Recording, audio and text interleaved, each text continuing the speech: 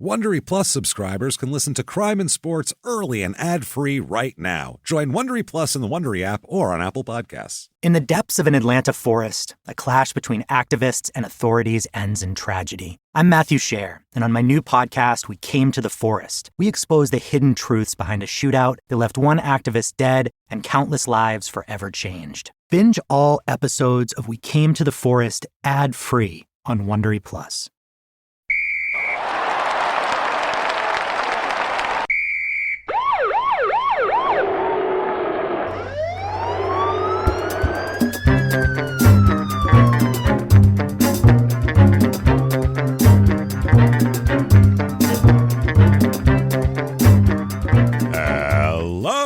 And welcome to Crime and Sports. Yay!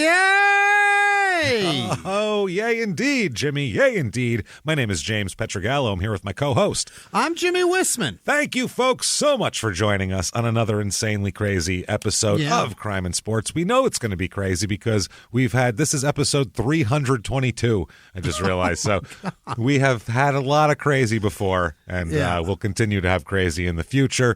We have a crazy one. It's a wrestling episode, everybody. So obviously those are a party. Try to put those in about every 3 months. Make them quarterly so we don't run out of wrestlers too fast, or we didn't because we're running out quickly now. But yeah, here we go. A wrestling episode. They never fail. It's brain damage sports mixed with like showbiz and everything else all into one. So you can't fail there. They're living a lie all the time. Oh, it's amazing. Yeah, who they are, what they're doing, everything about them is a work. So that said, before we get to the episode, quickly just want to let you know, thanks for everything you do for us. Head over to shutupandgivememurder.com right now. Things to get there. First of all, merchandise, tons of merchandise, but also get your tickets, especially to the October 27th Small Town Murder Virtual Live Halloween Spectacular. Sir. That's right. Just like a regular live show, you're going to see us just like you'd see us on stage, the table, the screen with the pictures and all that sort of thing, except you'll be in your living room or wherever you feel like. Wherever you are in the world, doesn't matter. Wherever you feel like watching it, it'll be available for 7 days after October 27th. You can watch it 10 times once. You can wait a few days. You can do whatever you want with it for 7 days, basically. Watch it right into November. Do what you get. Yeah, well, there you go. Turn over the calendar with us there on Halloween night. Doesn't matter when you do it, but October 27th is going to be the live broadcast of it. So check that out. Shutupandgivememurder.com or moment.co/smalltownmurder. In addition to that, you definitely want to hook up with Patreon. If you haven't done it yet, this might be the week. Patreon.com/crime and sports. First of all, it's a great way to support your boys here, number one. But second of all, we are going to give you an overwhelming amount in return for it as well. Anybody $5 a month or above, a cup of coffee, you're going to get two new episodes every other week is what you're going to get. A whole back catalog with over 100 episodes. We got it all. And this week, what we're going to give you is, for Crime and Sports, we're going to talk about, they did a cool documentary on this, and we'll go a little bit deeper into it than that even. We're going to talk about the Danbury Thrashers. The minor league hockey team owned by a mafioso. And they played they were... His son, but... Yeah, technically he ran it, but we know where the money came from. And you want to, and they played like you would imagine a team owned by an organized crime member might play. Like it's amazing. Very, very regimented and steady, fundamental, steady, hockey. Not flashy, no violence. No, it's crazy stuff, and then we'll talk about the crime and the mafia stuff that's behind that. That's what we'll get a little deeper into that. It's amazing. For Small Town Murder, we're going to do something. This is one of the, we have like 5 that were like the most requested. We've done a couple of them. This is one of them. We're going to talk about, since finally seems like the Adnan Syed, Heyman Lee, the whole serial case seems to be resolving anyway. They let Adnan out and everything like that. So we're going to talk about that case, and I have done an unholy amount of behind-the-scenes research for years on this, so I have a lot to say. I mean, we'll give you our opinions on it and alternate. We'll do the whole deal. We'll talk about it, and who knows? We'll talk about the whole thing. So there you go. That's patreon.com/crime and sports is where you get all of that, and you'll get a shout out at the end of the show. You bet. Where Jimmy will mispronounce your name while trying his very, very best to get it correct. That said, damn it, let's get to this. All right. We had a lot of show, and we got a lot of craziness coming up here with a guy who, again, this is one of these that we get probably as much as anybody for crime and sports. People have been saying, when are you going to do it? When are you going to do it? We've held out this long for a reason, because while the show's been on, this guy has stacked up his resume as a crime and sports participant here. We're going to talk about Jeff Hardy, everybody. All right. Yes, we got the Hardy boys. Oh, man, so many people asking for Jeff Hardy all the time. So we have to give you Jeff Hardy. Now, here's something that's amazing. First of all, his name is Jeffrey, is his real name. Middle name, Nero. Nero. Like the emperor Greek who, god. no, not the Greek, like the emperor. Wasn't he a Greek god? No, he was a Roman emperor. There it is. Who did nothing while the fucking city collapsed and burned. That was the whole point. He's the one that oversaw the fucking demise of Rome. So to name your kid that is the dumbest fucking thing. Why would you name your kid like failure? That's the Nero. It's synonymous with failure. Hot dogs. Yeah. It's completely synonymous with failure. It makes no fucking sense whatsoever why you would name your kid that. At all. I don't understand. That's like naming your kid after the captain on the Titanic. I was just going to say, it's the captain on the Titanic. It's insane. The pilot of the fucking, the blimp? Yeah, the Hindenburg. The Hindenburg pilot, yeah. Who was in charge there? The prosecutor in the serial case, all these different. No. Lots of different things here. So either way, not a good thing to name your kid Nero. I don't understand why they decided to. I don't know if they had him mixed up with a different Maybe they, emperor. like me, James, thought he was the Greek god. Yeah, they're like, he's the Greek god of so-and-so. And they're like, no. He's the worst emperor Rome ever had, actually. Just a gluttonous, perverted, fucking terrible person who didn't give two shits and got blowjobs while the city fucking went into ruins. Nice. Perfect. Excellent. He is born Jeffrey Nero Hardy on August 31st, 1977. Oh. So, getting up there. He's 45 at this point in time. His brother, Matt, who is his tag team partner forever and also in wrestling, is 3 years older than him. I never knew he was 3 years older. I always thought the gap was tighter than that for some reason. I thought these fellas were older than that even. Really? No, I remember when they came around, so I figured they were about this age because they were children in the mid-90s or at least Jeff was when they came into this thing. Yeah, Jeff was 16, lying about his age, wrestling for WWE. Is that right? Yeah, we'll get into all that, though. Their father, Gilbert, their parents are Gilbert and Ruby Hardy. Uh-huh. And Gilbert's a tobacco farmer. Oh, Jesus. How many people do you know that are that's like, what year are we in here? You're naming your kid Nero, you're farming tobacco. What's happening? Where are we? What's going? I mean, they're from North Carolina, so I mean that makes sense as far as the tobacco farming goes. But holy shit, this just doesn't sound like. It sounds like he was born in 1777. Not 1977. We'll name him Nero so he can farm the tobacco. So his dad's also a part-time mailman as well. I guess you can be part-time. I suppose just work on the weekends maybe, or Saturday afternoon route. I don't know what the hell he's doing over there. Just Tuesdays, please. Popping in for a quick sort. I don't know. So I didn't know they had part-time positions. I didn't either, but I guess they do. Now, 1986-87, I'm not sure exactly when because it's different in every account of it. So either way, one of those years, Jeff and Matt's mom, Ruby, dies of cancer. Oh, fuck. Yeah. He's 9 years old, for Christ's sake, when this happens. Perhaps it's because she's laying next to a tobacco plant. I was going to say, it's just osmosis. Osmosis cancer she has. I don't even smoke. She's laying next to a carcinogen. Ma'am, we found out that your pillows are stuffed with tobacco and you have giant tobacco leaves as sheets. So we figured 8 hours a day that you've been encasing your whole body in tobacco has leaked into you. And we're very sorry, but it's absolutely, it's over 100% of your body. We cannot correct it. I apologize. When we asked what your thread counts were and you measured it in leaves, that's when we had a concern. We were concerned about that. You said, well, it's going to be Red Man. And we were like, what? What are you talking about? My pillow's made of future skull. We were like, what? So that's rough. Jeff says at this point, because him and his brother, from the time they were 8, 9 years old, they were really into wrestling. Okay, and they talked about, I want to be a wrestler when I grow up.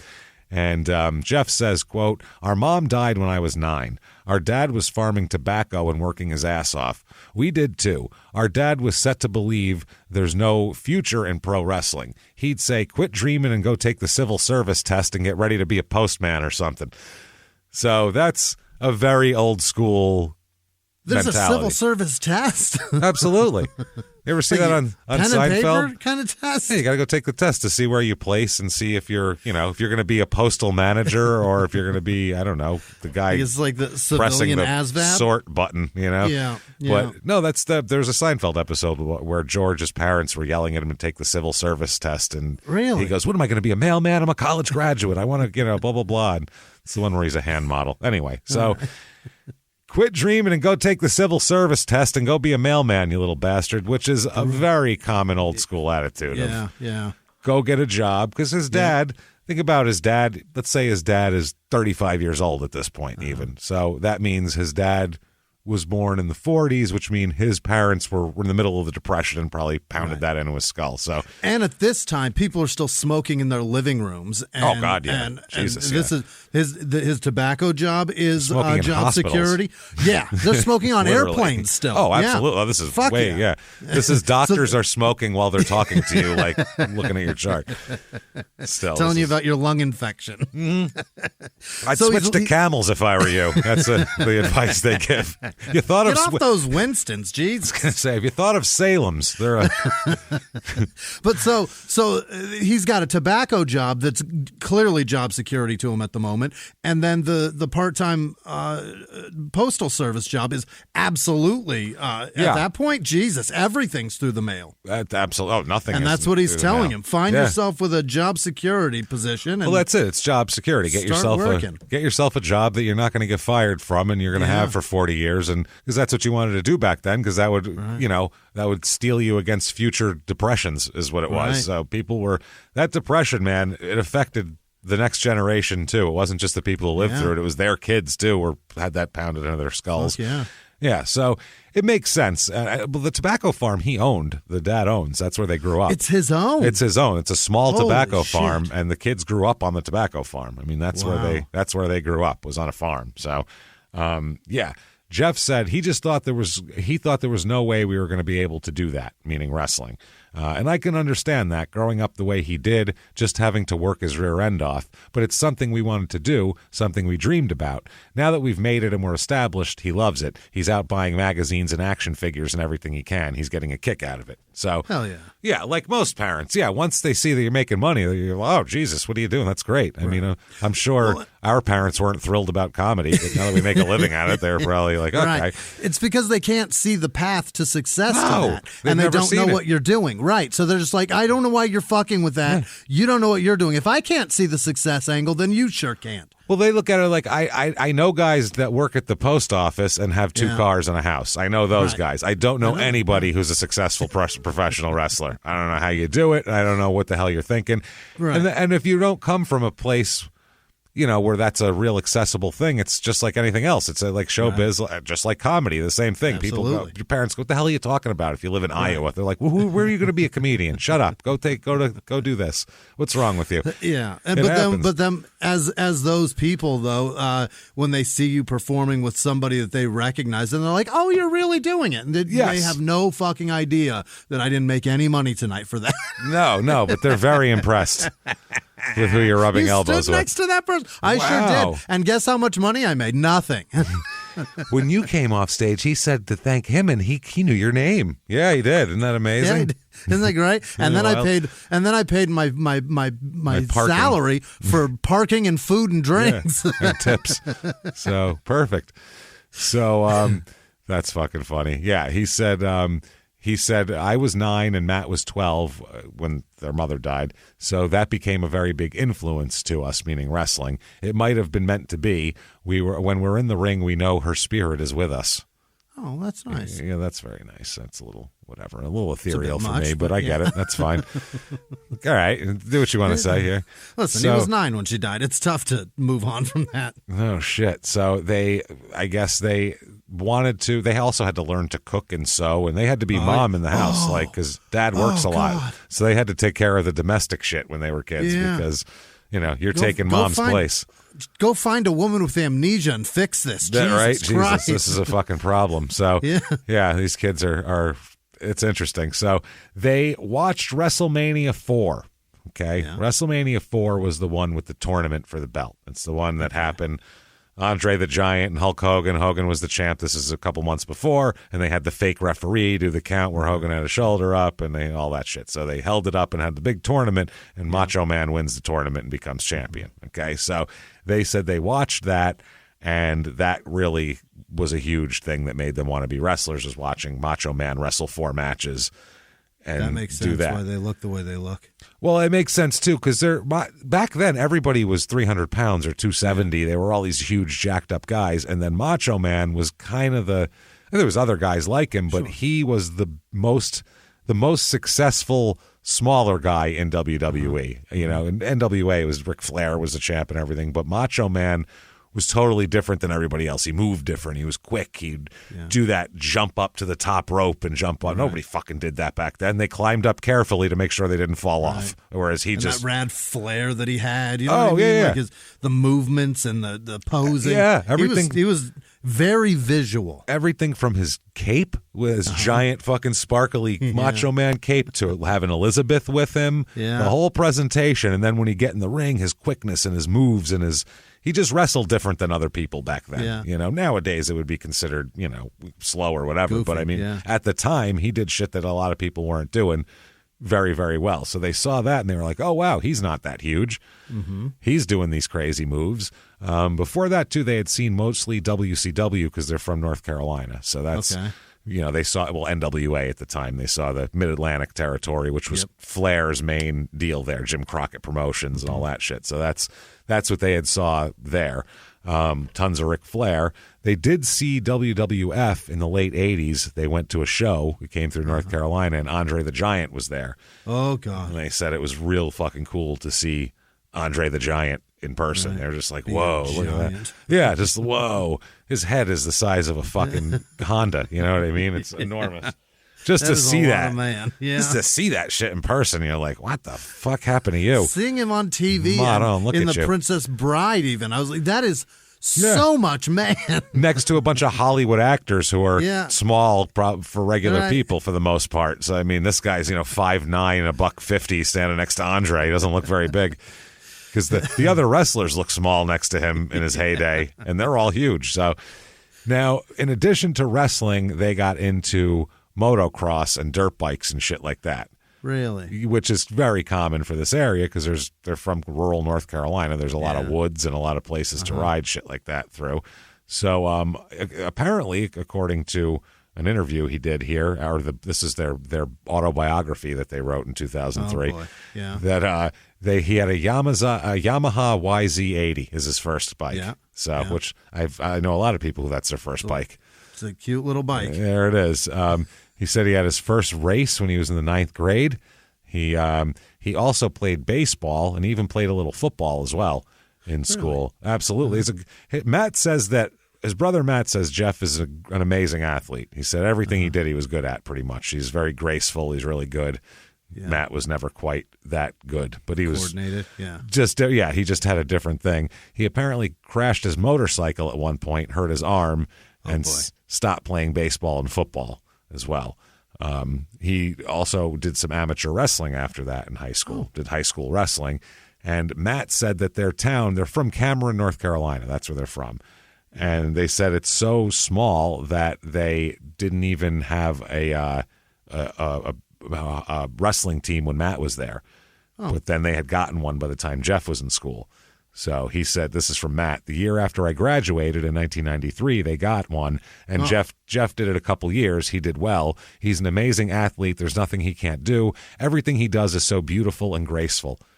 So, Jesus. Jerk off to him, why don't you? Jesus. Well, he spends his whole life like defending Jeff, basically, because he's the one always bailing him out of jail. He's the one who like gives a statement after some crazy shit happens to try to like, listen, here's what's going on with my brother. And he's the guy who's always got to be that buffer. And he's like always taking care of him, it seems like. He's got you can tell he's the older brother in that regard. Like he's always taking care of him and making excuses for him when he gets arrested and shit like that. Sure. And at the other point, too, Jeff is the more talented one. Ouch. Matt's pretty good, but Jeff is a fucking star.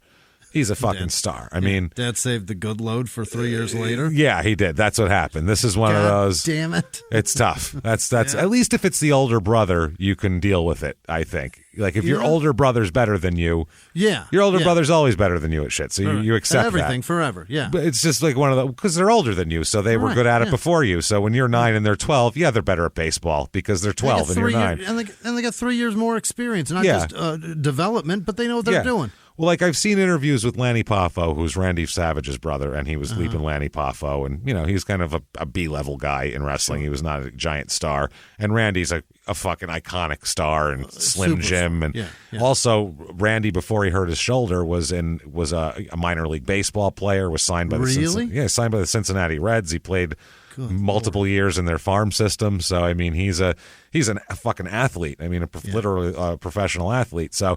He was always saying, like, Randy's the older brother, and I just knew, he's better at everything, and it's just the way it is. Like, he's tougher, he's a better athlete, he's just better, and I accepted that at a young age. Whereas your younger brother coming up and being way better than you. And being close in age. If they were 10 years apart, it would be okay, because it's like, I was pretty good, but this motherfucker's even better. Check my brother out. You'd want to tout him. But 3 years, you're like, you cocksucker. That's still competitive. We're in the same high school, you son of a bitch. That's still competitive, man. Fuck that. So that's a little bit strange, but apparently that's what he was into.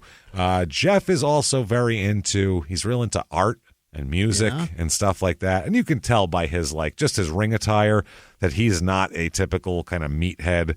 Yeah. He's not a jock, like in quotes, you know what I mean? There's some finesse in this. Yeah, to quote a Duke lacrosse player in one of our bonus episodes, he doesn't come up and go, "Duh, would you like to see my pee-pee?" Like that's not, he doesn't, duh. He's not one of those guys at all. He's more. I can't believe he literally texted that. Yeah, pretty much, yeah. Guy's move back then was grabbing a girl and dragging them somewhere like a caveman. That was, wow. Anyway, listen to the bonus one guy literally said, duh. Yeah. Duh. Duh. He's so dummy. He even texts duh. That's how dumb he is. He doesn't just say it. He has to say what he's going to say before he texts it, and then he just texts whatever he said.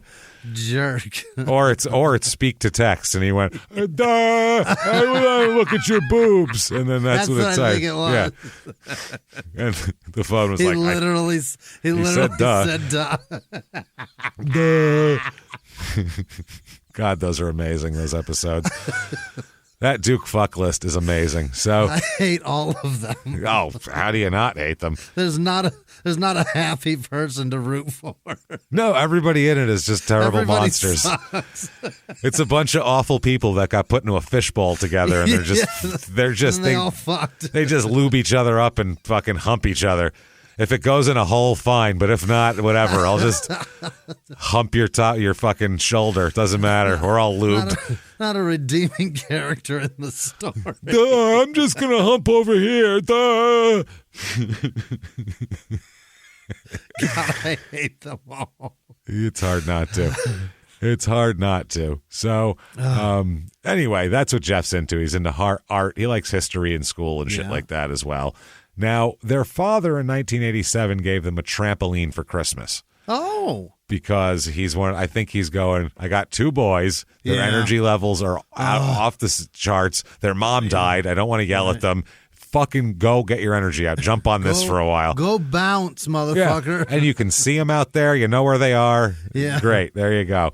So Matt says, Jeff and I built a little makeshift wrestling ring out of it in the backyard. Oh, so God. They used it as that. He said, we started emulating the moves we saw on TV, almost like the backyard wrestling craze now, but we didn't go out there and try to kill each other. They were trying to do artsy, more athletic moves and doing it on the trampoline, doing the flips, and which makes sense for Jeff later and his finishing move and everything, because his finishing move it's fucking insane. His finishing move, it's insane. It's nuts. It's like, you can't do that all the time, and he does it for 25, 30 years. Doesn't matter. He's out of his mind. Yeah. That's the thing too. These finishing moves, when you start as a wrestler, because a lot of times, sometimes the guys will change their finishing move, but when they find something that really works and it's their signature thing, they keep it for the rest of their career, their finishing move. So when you do something in the beginning, I've heard guys say this, you don't think, I'm going to have to do this every night for 25 years. All the time. Every single day. What is the impact on my body that I'm doing? You just think this looks fucking cool at the end of a match, and I'm trying to get people to like me right now. But later on, I'm going to be walking like a 13-year-old German Shepherd. And it doesn't even have to be anything crazy. Like Hulk Hogan talks about his one hip had to be replaced as the one he always landed on doing the leg drop. He goes, you do that every night for 25 years, it fucks your hip up. Weird, right? Start to file that thing down. Yeah. You do steroids, and then you jump your 300-pound frame on your hip every single night. Yeah, it wears down. Well, it's even, Dynamite Kid with the diving headbutt. He's in a wheelchair now because he's doing the same shit every night. There was other moves too, but that one didn't help. And then Jeff does this swanton bomb where he jumps off the top rope and fucking flips over in midair on the guy and lands on him. And there's no way to do that safely. That's the thing. No. There's a way to do it so you protect and try not to break your neck and try not to break anything on him. But if you do it and it looks half decent, it fucking hurts both guys bad. Yeah. It hurts. Yeah. There's, like guys used to say Jimmy Superfly Snuka's splash was the same way. They go, that shit hurts. He's fucking huge, and he's jumping way up into the air. And the way he hits, like, he pads it a little bit, but it fucking hurts. Like, you're wide open, landing on my rib cage. You got to be braced for that shit. This is even worse. This is less controlled because you're doing a flip. Anything where you're doing a flip, you have way less control. Yeah, you don't have the same kind of control, or just kind of that weird. It's almost. It looks like a swim dive almost, the way he does it. Like it's fucking pretty. I mean, it really is. It's impressive to see him do it off the top of a 20-foot ladder. You're like, wow, that was so beautiful. High. That was beautiful. Yeah. But I mean, holy shit, that also looks like you're gonna break your neck and whoever is under you. So, but that makes sense that was this is where they started, was on a trampoline. So you kind of have like video game moves on a trampoline because it's not real. So, they would do all of that. They said they used to emulate, they would pretend to be a tag team and emulate the Rockers at the time, Shawn Michaels and Marty Jannetty. Really? Absolutely. That was their jam. They wanted to be like them because they were a quick tag team that did aerial shit at the time. Foreshadowing. Foreshadowing. You know what? You followed Marty Jannetty not only in the path of being a great tag team wrestler, but also in crime and sports fame. We followed him here too. Isn't that nice? Marty Jannetty paving the way for future fuck ups. So now the Hardys liked what they did. At the time, they were moving faster than anybody else in like WWE because they were the small guys and their whole thing was move fast. Matt says, we were big fans of them. Macho Man Randy Savage was one of my favorite wrestlers. Michael P.S. Hayes, ironically enough, who we ended up working with in the WWF, was also one of my favorites. Which is odd because Michael Hayes is always known as a shit worker. He's a great manager. Like when they had the Freebirds he was supposed to be the manager that wrestles also sometimes, and there's 3 of them. But the other 2 are like the actual wrestlers because he doesn't have it in the ring like that, but he's got charisma coming out his ass. He's really good that way. So I guess the flair of him made sense. He liked the flamboyancy of Michael Hayes. So either way, in 1990, now Jeff is 13 and Matt is 16. They met a carny, which is always a good thing. That's some bad. Why are you guys around him? That happened to my friend too, and then the guy lived in his basement and then got them arrested and threatened to kill him from jail. So this is a bad start. Careful, boys. Careful who you're hanging out with here. And this guy happened to run wrestling shows at these carnivals as well. Oh. Why not? So Matt says he really didn't know the wrestling business, so we did a few fair shows with him locally in the county we lived in and the counties nearby. Okay. So they were children whose only experience was fucking around in their backyard on trampolines, and this psychopath gives him a position in an actual wrestling show. Yeah, takes him to a carnival show and lets these children do this. What do you think the insurance? What do you think the insurance situation was like for that? Non-existent? I don't know, but at Dad, best? keep an eye on your boys a little better. Dad, we're going to go wrestle in a carnival. No, this nice carny told us that he's going to pay us $20 if we can fucking jump off of things onto each other. Well, sure, boys. Y'all need some tobacco? This nice man with black teeth told us he's going to give us a job, Dad. All right, boys, enjoy. Black teeth, you say? Tell you what, give him a nice pouch of this tobacco. He sounds like he likes it and smokes it already, so chews it and everything. Give him some of this. You're going to like it. He'll treat you better with this. So they ended up meeting the Italian Stallion. He was a wrestler, used to be in NWA. Mm-hmm. And he makes his debut in their territory. They make their official kind of non-carnival debuts in this dude's territory. In the 1980s, a rosé swept the country. Hey, Mike, I really like this White Zinfandel. Well, good. Now put it down. We're going to try another one. White Zin became America's top-selling wine. But most don't know that this sweet drink has a sour history. What began in 1986 with counterfeit bottles. A big fraud, a multi-million-dollar fraud. Sent investigators chasing one of the most powerful families in the business, the Licciardis. But the closer the feds got to them, the more dangerous things became. It's a story of deceit. At the time, I was paranoid. Threats. You touch my kids, I will kill you. And murder. With a .22 caliber bullet to the head. What started with a scheme to mislabel wine spilled into a blood-soaked battle for succession. Welcome to Bloodvines. You can binge listen to Bloodvines exclusively and ad-free on Wondery Plus. Join Wondery Plus in the Wondery app, Apple Podcasts, or Spotify. In the 1980s, a rosé swept the country. Hey, Mike, I really like this White Zinfandel. Well, good. Now put it down. We're going to try another one. White Zin became America's top-selling wine. But most don't know that this sweet drink has a sour history. What began in 1986 with counterfeit bottles. A big fraud, a multi-million-dollar fraud. Sent investigators chasing one of the most powerful families in the business, the Licciardis. But the closer the feds got to them, the more dangerous things became. It's a story of deceit. At the time, I was paranoid. Threats. You touch my kids, I will kill you. And murder. With a .22 caliber bullet to the head. What started with a scheme to mislabel wine spilled into a blood-soaked battle for succession.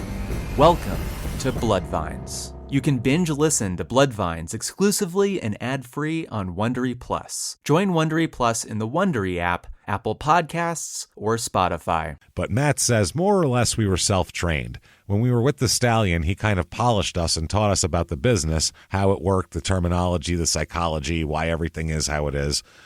All the shit so when they got in the ring with guys who knew what they were doing, they wouldn't be embarrassed by going, what was that now? What?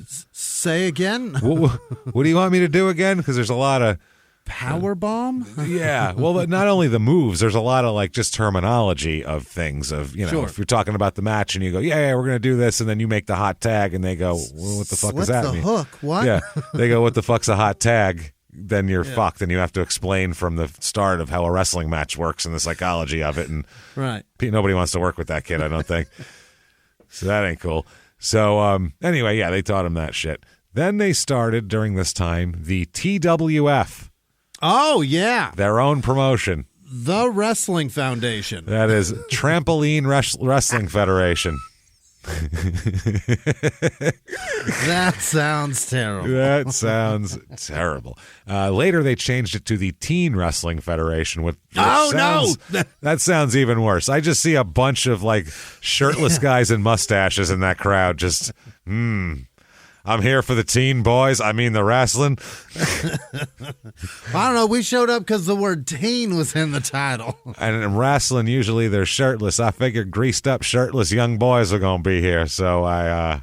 Or girls, don't care. boy. Either way, I want to watch. Now, this isn't against my probation, right? Because I'm not near the kids, right? I know I'm not allowed to be around children, but there's a fence between us. You know what I mean? I'm not allowed to get up there. Yeah. That's the crowd for that, I believe. That, That's what goes on yeah. there. You put teen in anything, you're going to get creeps there. Yeah, what was that? There's a certain person where that's going to perk their. Yep. What would I? The what now? Do you say teen championship? I wasn't interested in trampoline, but now that you said teen, well, shit. Now I'll show up. Now I think I'm going to show up and see what that's all about. Holy fuck. So they also used to do some backyard shit, apparently, here. Is this Matt or Jeff? Okay, I think this is Matt. Now, I was in a backyard wrestling federation in high school as well. We used to wrestle in gym class because we were told to just do something. I was the high-flying luchador known as Canta Blemte, which means accounting. I don't know why. And my first finishing move was El Queso Malo, the bad cheese. Is that it? Yeah. A top rope guillotine leg drop is what it was. So just a top rope leg drop. Yeah. Though I was known on occasion to use the submission move, which was the surfboard umbrella, which was a reverse sharpshooter surfboard crossface type maneuver. Anyway, despite eventually expanding into backyards, at no point did our little federation ever make money nor train any of us to do any actual wrestling. They're just fucking around, basically. Shit. This is just kids fucking around. Now, he's well known. If you know Jeff Hardy, if you've seen Jeff Hardy, the thing to notice is he's always looks way different. He's always got weird shit on. He's always painted a different way. Yeah. His whole head will be painted. His whole face, his neck he'll different colors. He doesn't have like a standard, this is my face paint. Sting. Yeah, like Ultimate Warrior. This is my facial paint design. He had he'd do different things all the time. You'd never know. That was the big thing. Oh, what's he going to look like today? He's going to be a fucking look. Is he going to be painted like a lizard? Who knows? We'll find out. So he said that he saw Sting as a child during a show in North Carolina, and that made him want to keep doing that. He said, He's like, yeah, that's cool. He said Sting had cool face paint. That was a really good one. Well, which incarnation of Sting? The black Surfer and white Sting? One? You're talking about Crow Sting. Yeah. Yeah. Crow Sting was cool. Rad. Yeah. He's talking about Surfer Sting. He's talking about the blonde flat top Sting when he had no. When he had the other bad. like the fuchsia and fucking neon green paint and shit like thing. that. Yeah. That's what he's talking about. That's bad. He had that. Yeah, not later on. The Crow Sting didn't come around until like 96, 97. So NWO, that was NWO right? came out. Yeah. He was the answer to that. So I loved that. That was a cool face. That looked badass, and they sold Like a million the masks. Yeah, they sold a million of those fucking masks. No matter what it did in the ring, it sold that. It made them so much money in mask sales. Whatever the merch is, that's the one you're doing. Oh, that's the one. Have you seen the N1 documentary? By the way, off the subject. I did. I just watched that, and fucking. First of all, the documentary is a piece of shit. It's such an interesting subject matter, but yeah. They kind of show the rise of it, and then they're like, and then things went bad and we sold it. Bye. Like it was, talk about the downfall. Tell then Nike me why did this you and it's fucked over. up. Yeah. They show for like 2 seconds that the guys were mad that even though they're Right. making millions and millions of dollars for the company, they're giving these guys pizza every night and shit rather than decent meals. And that's 3 minutes of the documentary. They act like a dribbling commercial for Nike ruined and won. Yeah. No, motherfucker. Then this commercial came out and it was over, and we said that's what they said. No, you just skipped over a lot. Way too much. Yeah, you talked about the development of one shoe for 15 minutes, and then the whole downfall of the fucking company took 3 minutes to talk about. Get the hell out of here. How did we go from this shoe was unbelievable to a player mashed a pizza in somebody's face? What happened in a there? woman's face? Yeah. Tell me what happened there. A man was The so frustration. angry, he mashed a hot pizza in a woman's face. Yeah. He's pissed. I want to know why. What the fuck did that? Yeah, exactly. How long did that take? And we know that they're not they don't really know each other that well. So Right. it takes even more. What happened to cause this? Yeah. It's not She like was they the had one- beef. She was the one who brought him the nice pizza, and it was not acceptable. I really want the actual story of that documentary. Like, it seems like the founders were like involved. I don't know if this is true, but that it seems like they minimize.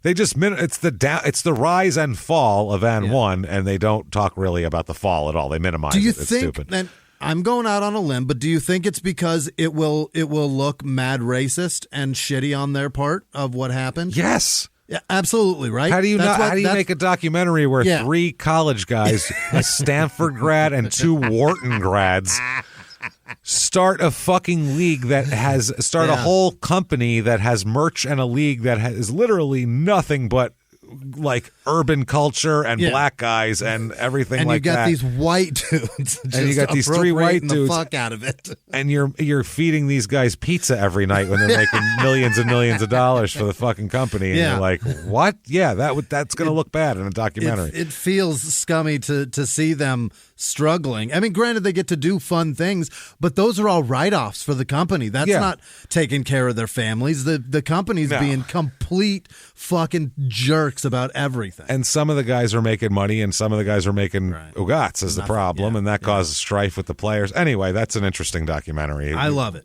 I love the rise of it, and then the fall of it. I'm like, I need more. Let's go. You jerks are just stroking your own dicks about how great you are here, and then you don't want to talk about why you fucked it all up. We gotta find the and one players and ask them their side, because they clearly wanted to tell it. I don't think the documentary, and maybe they did tell it. I'm sure they cut it out. I'm sure in the course of the interview it came up, but it just that's not what they were concentrating on. They were concentrating on the rise of it, which was cool. They should concentrate on both of those things though equally, because it was. Right. It was interesting as shit. Everybody loved those fucking N1 tapes. Why is your shit in Walmart now, motherfuckers? Yeah.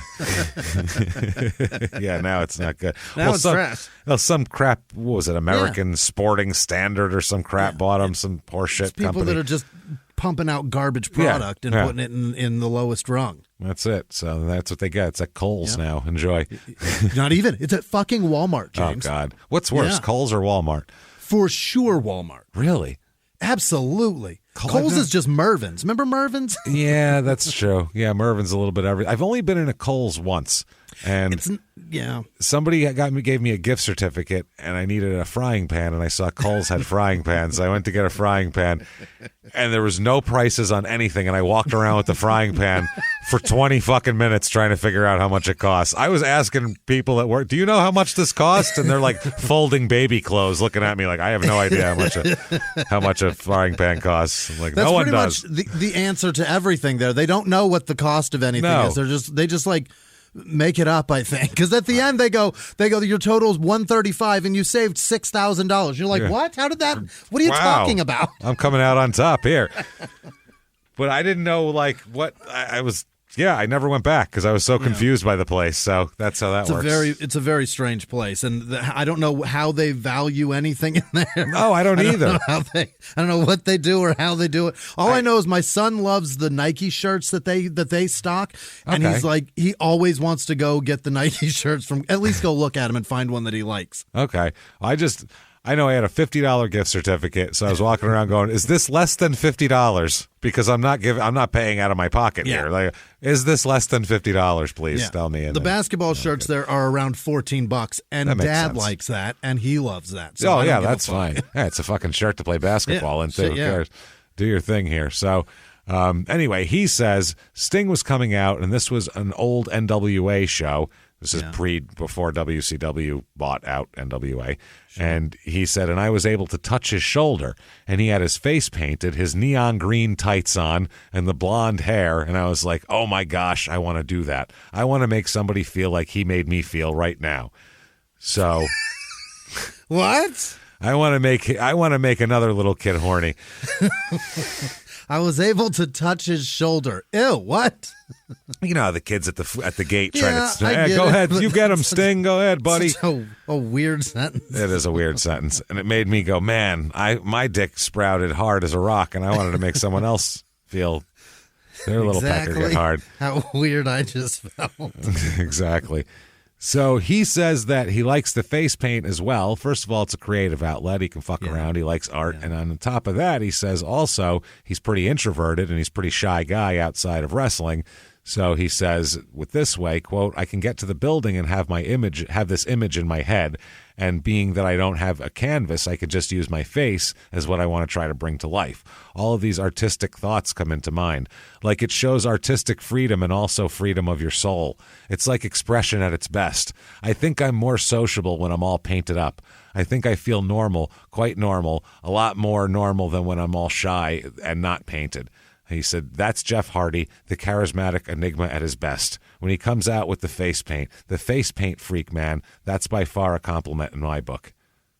He doesn't realize what he's doing. You're hiding, bro. Yeah. There's so much psychology there that he's sidestepping. All of hiding. that stuff that he said is true, but he's literally hiding, and he gets to be anybody he wants. Yeah, if we wanted to play amateur psychologist here, you could definitely go, your mom died, you never processed it. That's exactly what's happening. You're fucking hiding from this. Yeah. You're hiding behind the face paint. You're hiding behind the art thing of not being your actual self. You're hiding behind being a character in wrestling. There's a lot of hiding. This is literally an outlet that he can be whatever he wants to be every night. It's awesome. It's healthy. It's certainly healthy, but as long as he addresses why he's running, it's healthy. And this is the problem with, he's kind of the last generation that came along where guys who are just kind of fuck-ups who jump around on a trampoline can still be pro wrestlers. And it's the same thing. We always compare it to comedy. It's the same thing with comedy now. Remember we were talking to two very successful club owners that own a lot of clubs in this country and are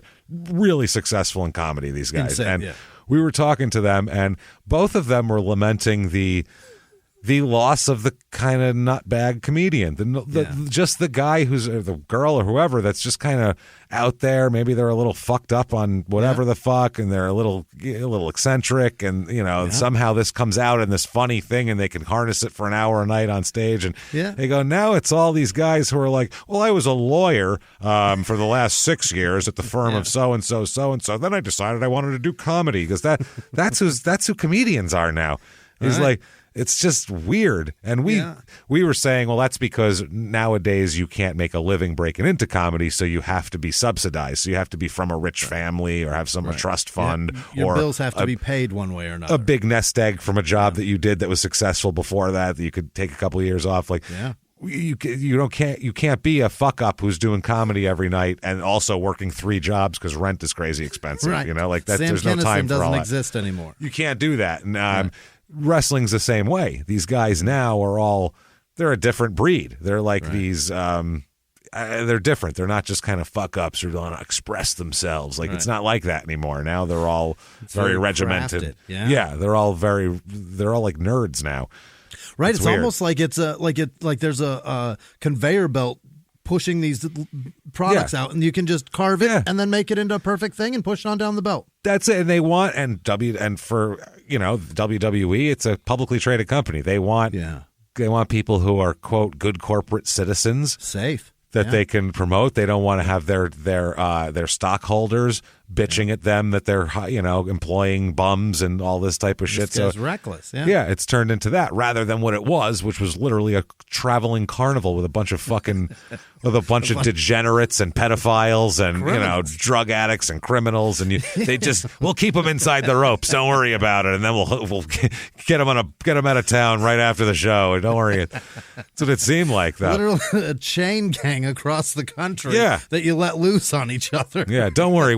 We'll lock Grizzly Smith up the second the fucking card's over with, so he can't get to any of your daughters. Can't rape any of your children. Yeah. So, but Jeff does hide, and he even hides behind substances later on too. Jeff. He's got to address something, and the thing about Jeff is he loves to refuse help. He doesn't want help, and I think this is also, I don't know what kind of, if any, sort of help he got during the time when his mom died, but your mom dies of cancer when you're 9, you need to talk to somebody. That's not normal. Yeah. It's going to fuck you up a little bit in your brain. Yeah. And so I don't know if that was effective or not, but it definitely seems to have cast a long shadow on his life when it comes to shit like this. Yeah, and then you've got a father who's a fucking tobacco farmer and a post office employee. He's a literally pull yourself up by your bootstraps and face the world, boy. You can't be a pussy. Well, yeah, that's the thing. Well, Dad didn't have time to do that either. Right. If your wife dies and you have 2 growing boys, 9 and 12 years old, and you got to run a farm and Jesus, do they oh eat. man, so, I mean, fuck. and they're jumping around on a trampoline, they're burning energy. Oh my God. Stop moving. You're burning the peas and carrots. Come on. You got a farm and you have another job too. You don't have time to coddle. It's got to be, there's still work in the morning I still got to go out and do the chores in the morning. And so I don't know, like we got to move on. How many times did he hear rub some dirt in it? Yeah, that's what I'm saying. Yeah, especially when he grew up and how he grew up. So I don't know. I get it. So Jeff, anyway, they said that they were trained, like we said, by the stallion there, and George South. George South also helped train a bunch of other guys. A guy named George South, an old NWA wrestler. He said though they would get booked. They would help book the Hardys too. These guys, but they would rip them off. They would take, which was a big thing they would do. If a guy would help you get booked, well then there'd be a booking fee. So basically, what they used to do is there'd be local trainers that would have kind of groups of guys, and they would hook up with like WWF to come in and do cards. I have 4 or 5 jobbers you can use. So if it's a TV taping, you have fresh jobbers that you can have get the shit beat out of them, and these guys make $100 and everybody's happy. But what they would do is the wrestling company would pay this guy who's got all of his guys, and then he would pay the guys whatever he felt like. So if let's say WWF is paying $150 per guy, well, he'll give them $50 and keep $100. That's how it works. That's how wrestling works. Yeah, back then. They didn't book you. They booked me, you son of a bitch. But you wouldn't. I could have picked anybody. You wouldn't be on there if it wasn't for me. And so that's how they would do it. And when you're breaking in, you just need the exposure. You don't care. Right. These guys would pay money, much like comedians. They would pay money to be on a good show in front of people or be on television. They'll pay. They would pay for that. It's fucking exposure.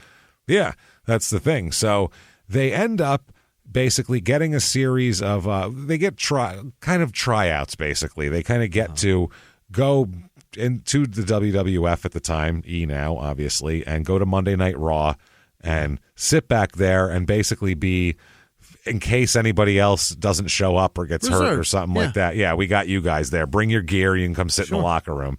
Alternate jurors. Yeah, that's how it goes. Now, Jeff is still a junior in high school when this is going on. Wow. Yeah, Jeff is only 16 years old. Wow. And he says he's 18, though. He tells them he's 18 because, they're not going to let a 16-year-old go out and let Scott Hall beat the shit out of him on television. That's just not okay. Yeah. And that's what happens, actually, though, is his first match on television, he goes by under the name Keith Davis. Doesn't go as Jeff Hardy. Mm-hmm. They make him Keith Davis, and he goes up against Scott Hall, Razor Ramon. Wow. That's his first match on television on a taping of Monday Night Raw, May 23rd, 1994. And then he went back to high school the next day. That's awesome. That's what he thought, too. He thought that was pretty fucking cool that he's on national television on Monday Night Raw, and then on Tuesday he can go to high school. On Tuesday he's got a history class. You guys see wrestling last night? Yeah. See that guy Scott Hall beat the living shit out of? Yeah. This guy right here. This is History 101, and we are talking about Napoleon. Well, history was also yesterday. Yeah. Can I teach the lesson today? Let me tell you something, brother, about a historical night that happened last night, brother, okay? The place. For the first time ever, a 16-year-old child wrestled a man on TV. Wrestled a man and was beaten senseless on TV, and he walks the next day. He comes to math class the next day. Do you understand the intestinal fortitude that young man must possess to be able to take a beating like that and keep on going? That's incredible. It is incredible. Matt said, Stallion was taking a booking fee from us. We were getting paid $150 a night for each WWF appearance as extras on WWF TV. Stallion took $100 a night for the booking fee. It was pretty steep. Yeah. Yeah, 66%? I would say. 66%? I'll take 2/3 of your money. What the fuck? Jeff said, quote, it was pretty horrible. We did about 4 or 5 shows through him. We would all cram in a van. He would take 13 or 14 of us because those Raw tapings were 2 weeks. If you went to Monday Night Raw, I've told the story of my poor dad thinking the fucking show was over and then, oh, Jesus, it's starting again. The fucking sirens off, for fuck's sake, there's more. I have so much to do tomorrow. Oh, kill me now. It's midnight. I've been up since 5 a.m. My little brother, yay! And he runs to the fucking... And then me laughing hysterically every time. Oh, just quick laugh every time. My brother, yay! My dad, oh, for Christ's sake, head in his hands, and me, all right, take care. Come on, dude. We'll go down to the fucking gate there. Let's go look. So you can try to touch a shoulder.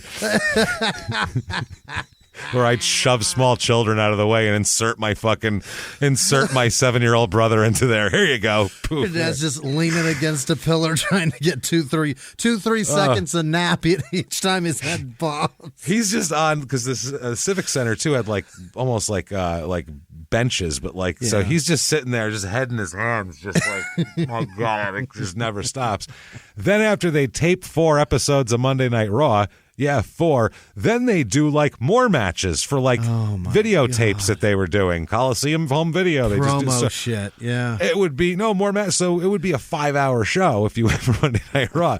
So they would need tons of jobbers. Yeah. I mean, they'd burn through them like crazy. And if the guy sucked, they'd only use him once. If someone's real good, you use him again, and that sort of thing. So he said he would take 13 or 14 of us. We would drive from North Carolina to New York, St. Louis, all over. Well, yeah, if you're a guy that's getting paid maybe $1,500 a night while these fucks are each making $50 a piece, I'm certainly driving wherever the show is. You're taking us there anyway. So Jeff says, quote, the way we got around it, we drove ourselves to Augusta, Georgia for WWF TV. We were supposed to go with Stallion, but something happened, and he didn't want us to go for some reason. When we got there, he was already there with a group of his guys. We just went in. Our faces were already recognized backstage. We told WWF agent Chief Jay Strongbow what was going on and how Stallion was really screwing us and taking a lot of money from us. Naturally, that was all we had to say, and that was it for him. They couldn't believe that was hidden from them, and they really didn't know what was going on. After that, the WWF would just call our house to book us. How about that? Yeah, say that this was going on all the time, and they just finally said, "Oh, fucking, you're a scumbag. I'm not doing that." If anybody's going to screw these kids, it's going to be us. It's going to be me. We're going to extract every bit of everything from them. Do you understand?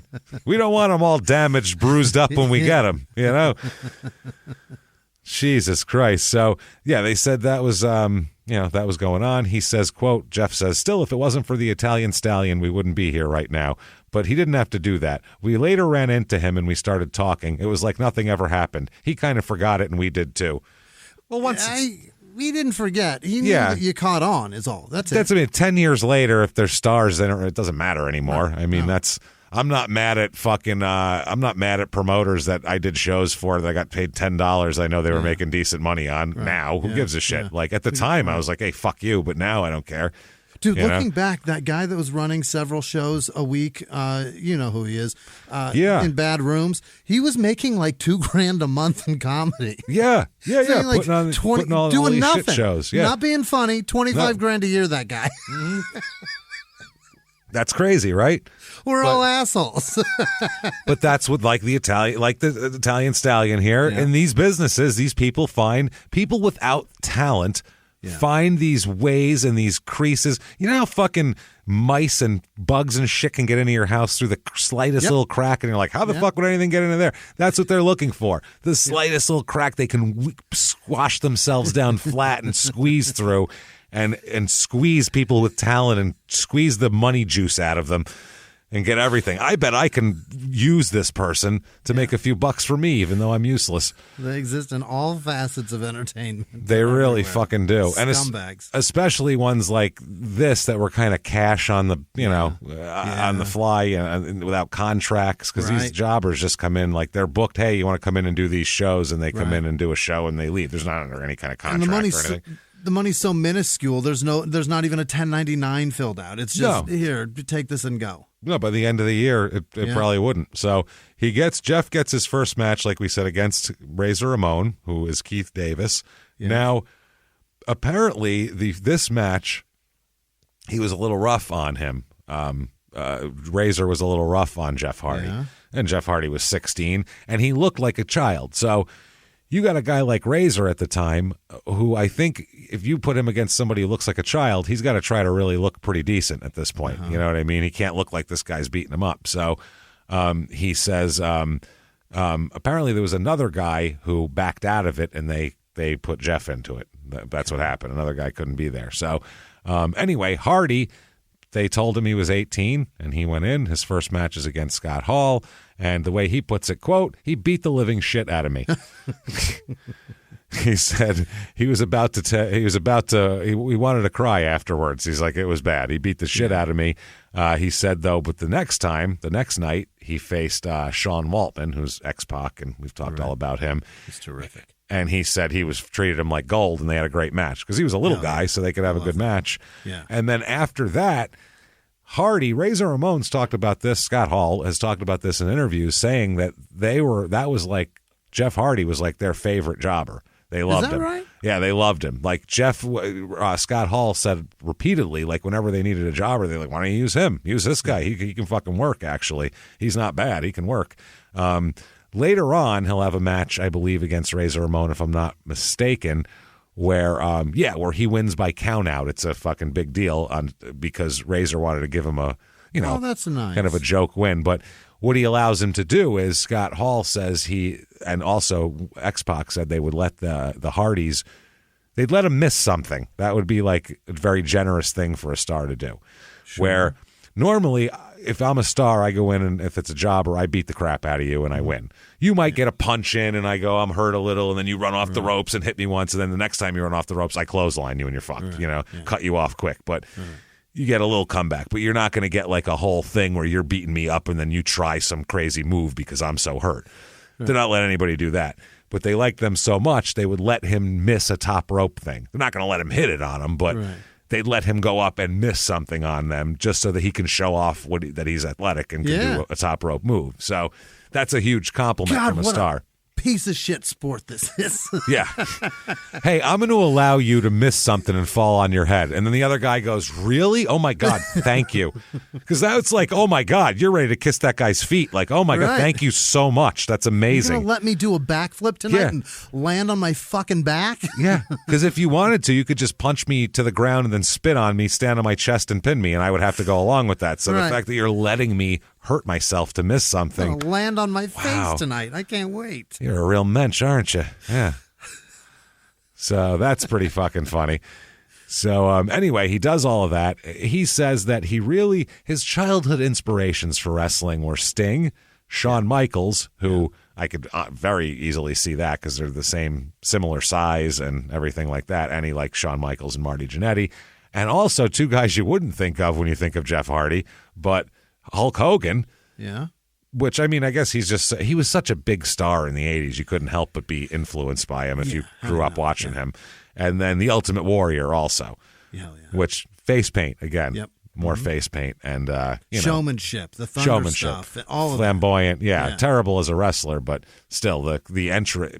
Right. The entry into the ring, the crowd went batshit. I mean, yeah, that's all the old guys have a saying for that when they got like you'll hear the interviews, they'll be talking about the Ultimate Warrior or guys like that to be like, oh man, that introduction, the bell, they go in there and the crowd goes crazy and it's something else, and they go, and then the bell rings, and that means you suck. Then it's basically time to work and they can't do it. Yeah. That means you're terrible, and then the bell rings, and that's all fucking comes to a screeching halt. That's literally the shift bell. Get to work. Yep, that's it. Can't do it. So he wrestles the 1-2-3 Kid on May 25th. It airs on Superstars of Wrestling. Then he's not in WWF, doesn't get another match till November of 1994. So a few months go by, and he wrestles as Jeff Harvey. I don't know if that was a miscommunication between the... I could hear that happens. Being down a hallway. What's your name, kid? Jeff Hardy. Jeff Hardy. Got you. That gets written on... Steve's boy. Got it. Yep, that's right. There we go. You don't look anything like... Whatever. I don't know. That's crazy. Your face is painted. I can't tell. Is your mom Canadian? All right, whatever. She must be. So he wrestles another alumni. Yeah? He wrestles Jim Neidhart. Holy shit, Jim the Anvil. Oh, wow. God. One of the worst. Yep, he's beaten by Jim the Anvil there that night. And then the next night it airs the next day on Wrestling Challenge. King Kong Bundy beats him. Wow. This is when King Kong Bundy briefly came back, but he had eyebrows. which was really weird because he never had eyebrows before. And you look at him and you go, oh, what's weird about him? What's different? His face looks strange. I didn't figure it out till like 15 years later. I'm like, he had fucking eyebrows when he came back. That's why. Slap some eyebrows on the Mona Lisa and you'd go, what, this painting isn't exactly what I remembered. It's just different. What the fuck are those? Yeah, that's super strange.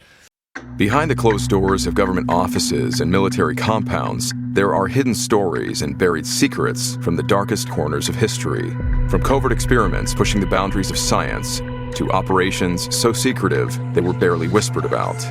Each week, on Redacted, Declassified Mysteries, we pull back the curtain on these hidden histories. 100% true and verifiable stories that expose the shadowy underbelly of power. Consider Operation Paperclip, where former Nazi scientists were brought to America after World War II, not as prisoners, but as assets to advance U.S. intelligence during the Cold War. These aren't just old conspiracy theories. They're thoroughly investigated accounts that reveal the uncomfortable truths still shaping our world today. The stories are real. The secrets are shocking. Follow Redacted, Declassified Mysteries on the Wondery app or wherever you get your podcasts. You can listen to Redacted early and ad-free right now on Wondery Plus. He was hip-hop's biggest mogul, the man who redefined fame, fortune, and the music industry.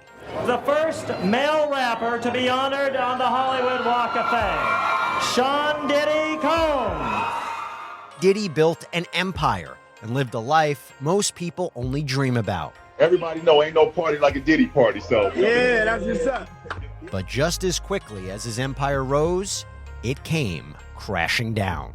Today I'm announcing the unsealing of a 3-count indictment, charging Sean Combs with racketeering conspiracy, sex trafficking, interstate transportation for prostitution. I was up. I hit rock bottom, but I made no excuses. I'm disgusted. I'm so sorry. Until you're wearing an orange jumpsuit, it's not real. Now it's real. From his meteoric rise to his shocking fall from grace, from law and crime, this is the rise and fall of Diddy. Listen to the rise and fall of Diddy exclusively with Wondery Plus. So that's their 94, but he gets in. You know what I mean? He gets into where they call him. They have his number. He's known to them and all that sort of shit. So, good for you. 1995 comes around. And he, by the end of 95, he'll be wrestling some WWE matches again. He wrestles for NWA Dallas, which is a very small organization. But they just the town of, or like Arlington. Well, they do run their events at the Sportatorium in Dallas, which was World Class Wrestling's old venue, which was basically a giant corrugated steel. A big corrugated aluminum shack. It looks like like you would keep like a crop duster in there, but instead they had wrestling matches or cockfighting on the weekends. That's what it looks like. It would have. That's the one where we talked about. It had the underneath the ring where they would just hose everything from the stands down and under the ring into some like cesspool under the ring. Yeah, there was like an opening. God. And they just hose it all down there. And Jim Cornette talked about rats would literally fall off of the ceiling while you were sitting there and land on you. Because they were like running in the pipes and shit in the ceiling. Jesus Christ, man. Yeah. They said when they, what was it, the fryers, they found like 5, they don't change like the French fry oil forever. And when they finally tipped it out, they found like 5 dead rats in the bottom of one of the baskets. God, Jesus. It was just dead rats just being fried for months in that place. People eating dead rat French fries. Oh, God. That's wrestling. So, he's going by Wolverine at this point. In this, should never do that now. No, he has a lot of alter egos too. He's got but in '95, X-Men was huge. Everybody had seen fucking a Wolverine before. Yeah, that's true. That's true. Yeah, I guess so. It wasn't as big as it was later though, because honestly, that shit kind of went. There wasn't anything for X-Men in the mid '90s. No one cared about that shit then. I don't know. Comic books were huge in the mid '90s.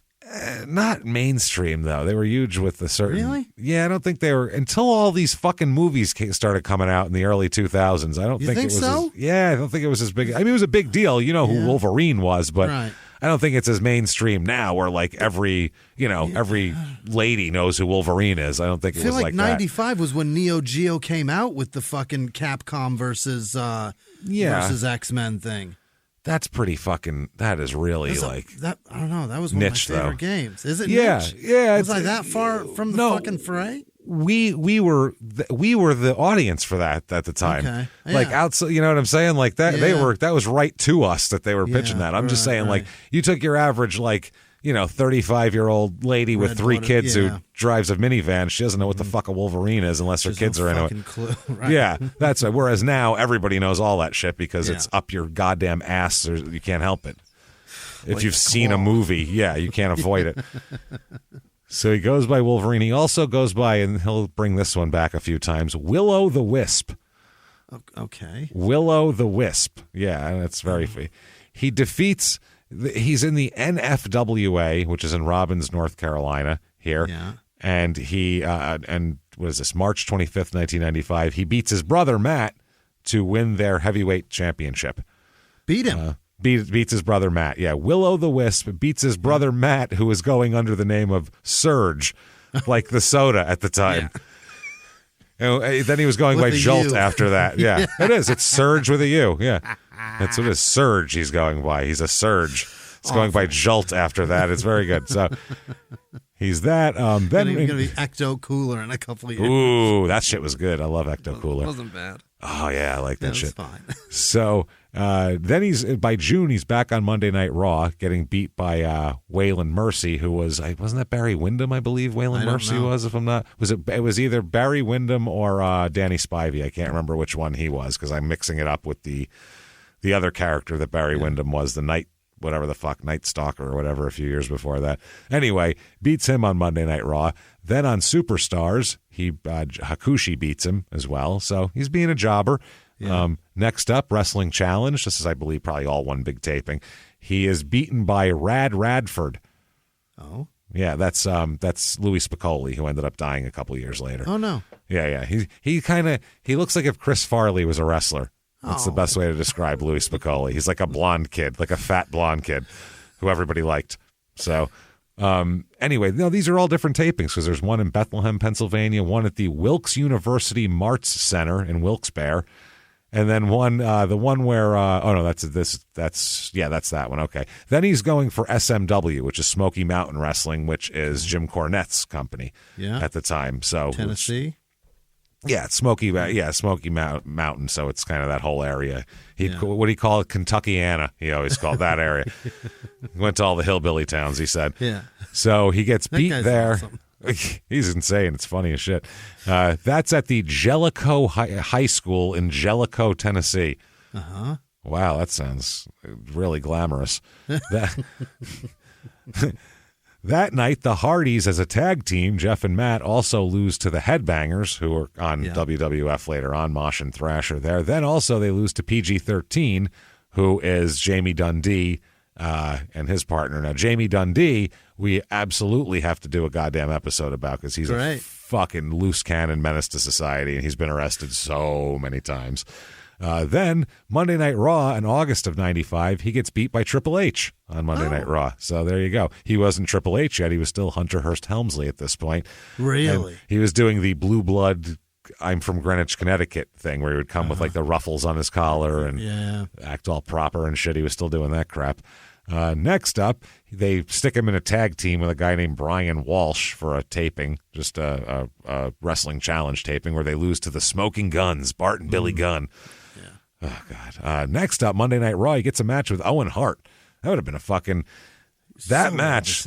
Yeah. Both those guys in their prime would have been a real cool match because they're both great workers, so that would have been fun to watch. But Owen beats him. These are all 2.5-minute little squash matches. I mean, everything like that. Hakushi beats him again on Superstars. Razor Ramon, he beats in December of 95, he beats Razor Ramon by countout on a Superstars taping. And that's kind of because Razor liked him and wanted to do that. Sure. That's what that was.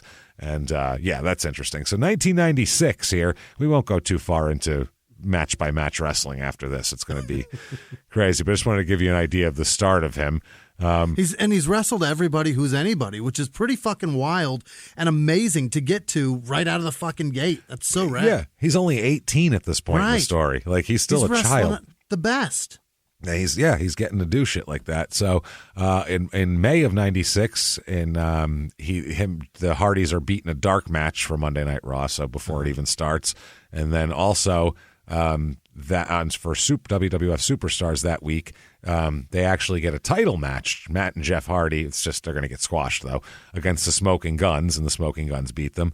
Then on that taping, they also go up against the New Rockers, who is Marty Jannetty, so they get to actually get in there with Jannetty, and Leif Cassidy, who's Al Snow. Okay. There, they tried to make him the New Rockers there. Yeah, that didn't work out very well. No. They're also, that year, 96, there with ACW. Yeah. I don't know what the fuck ACW is. American Championship Wrestling. I'm sure it is. The taping, the TV taping is at Manning Junior High School in Manning, South Carolina. So that's not even a high school. Yeah. A junior high school. Yeah, that's not good. So they're losing at a junior high school, the Hardy Boys here. The middle school. This is the first time I see them billed in January of 96, the first time I see them billed as the Hardy Boys with the fucking Z and everything like that. It's the first time I see that. So they're going on there. He wins the NFWA heavyweight title again by beating John Savage. And then he's fighting, he's all ACW, NFWA, not real good here for him when it comes to that, but he's working his way up. This is just experience. Sure. Yeah. So he gets another dark match. Again, Leif Cassidy beats him. He gets a couple more dark matches in 96 there. NCW, by the way, is National Championship Wrestling. He does a bunch of that in 97. Their main venue is Bailey's Nightlife Club in Silva, North Carolina. Bailey's Nightlife Club, which oh boy, that does not sound good at all. Wow, they do a bunch of matches there for those people.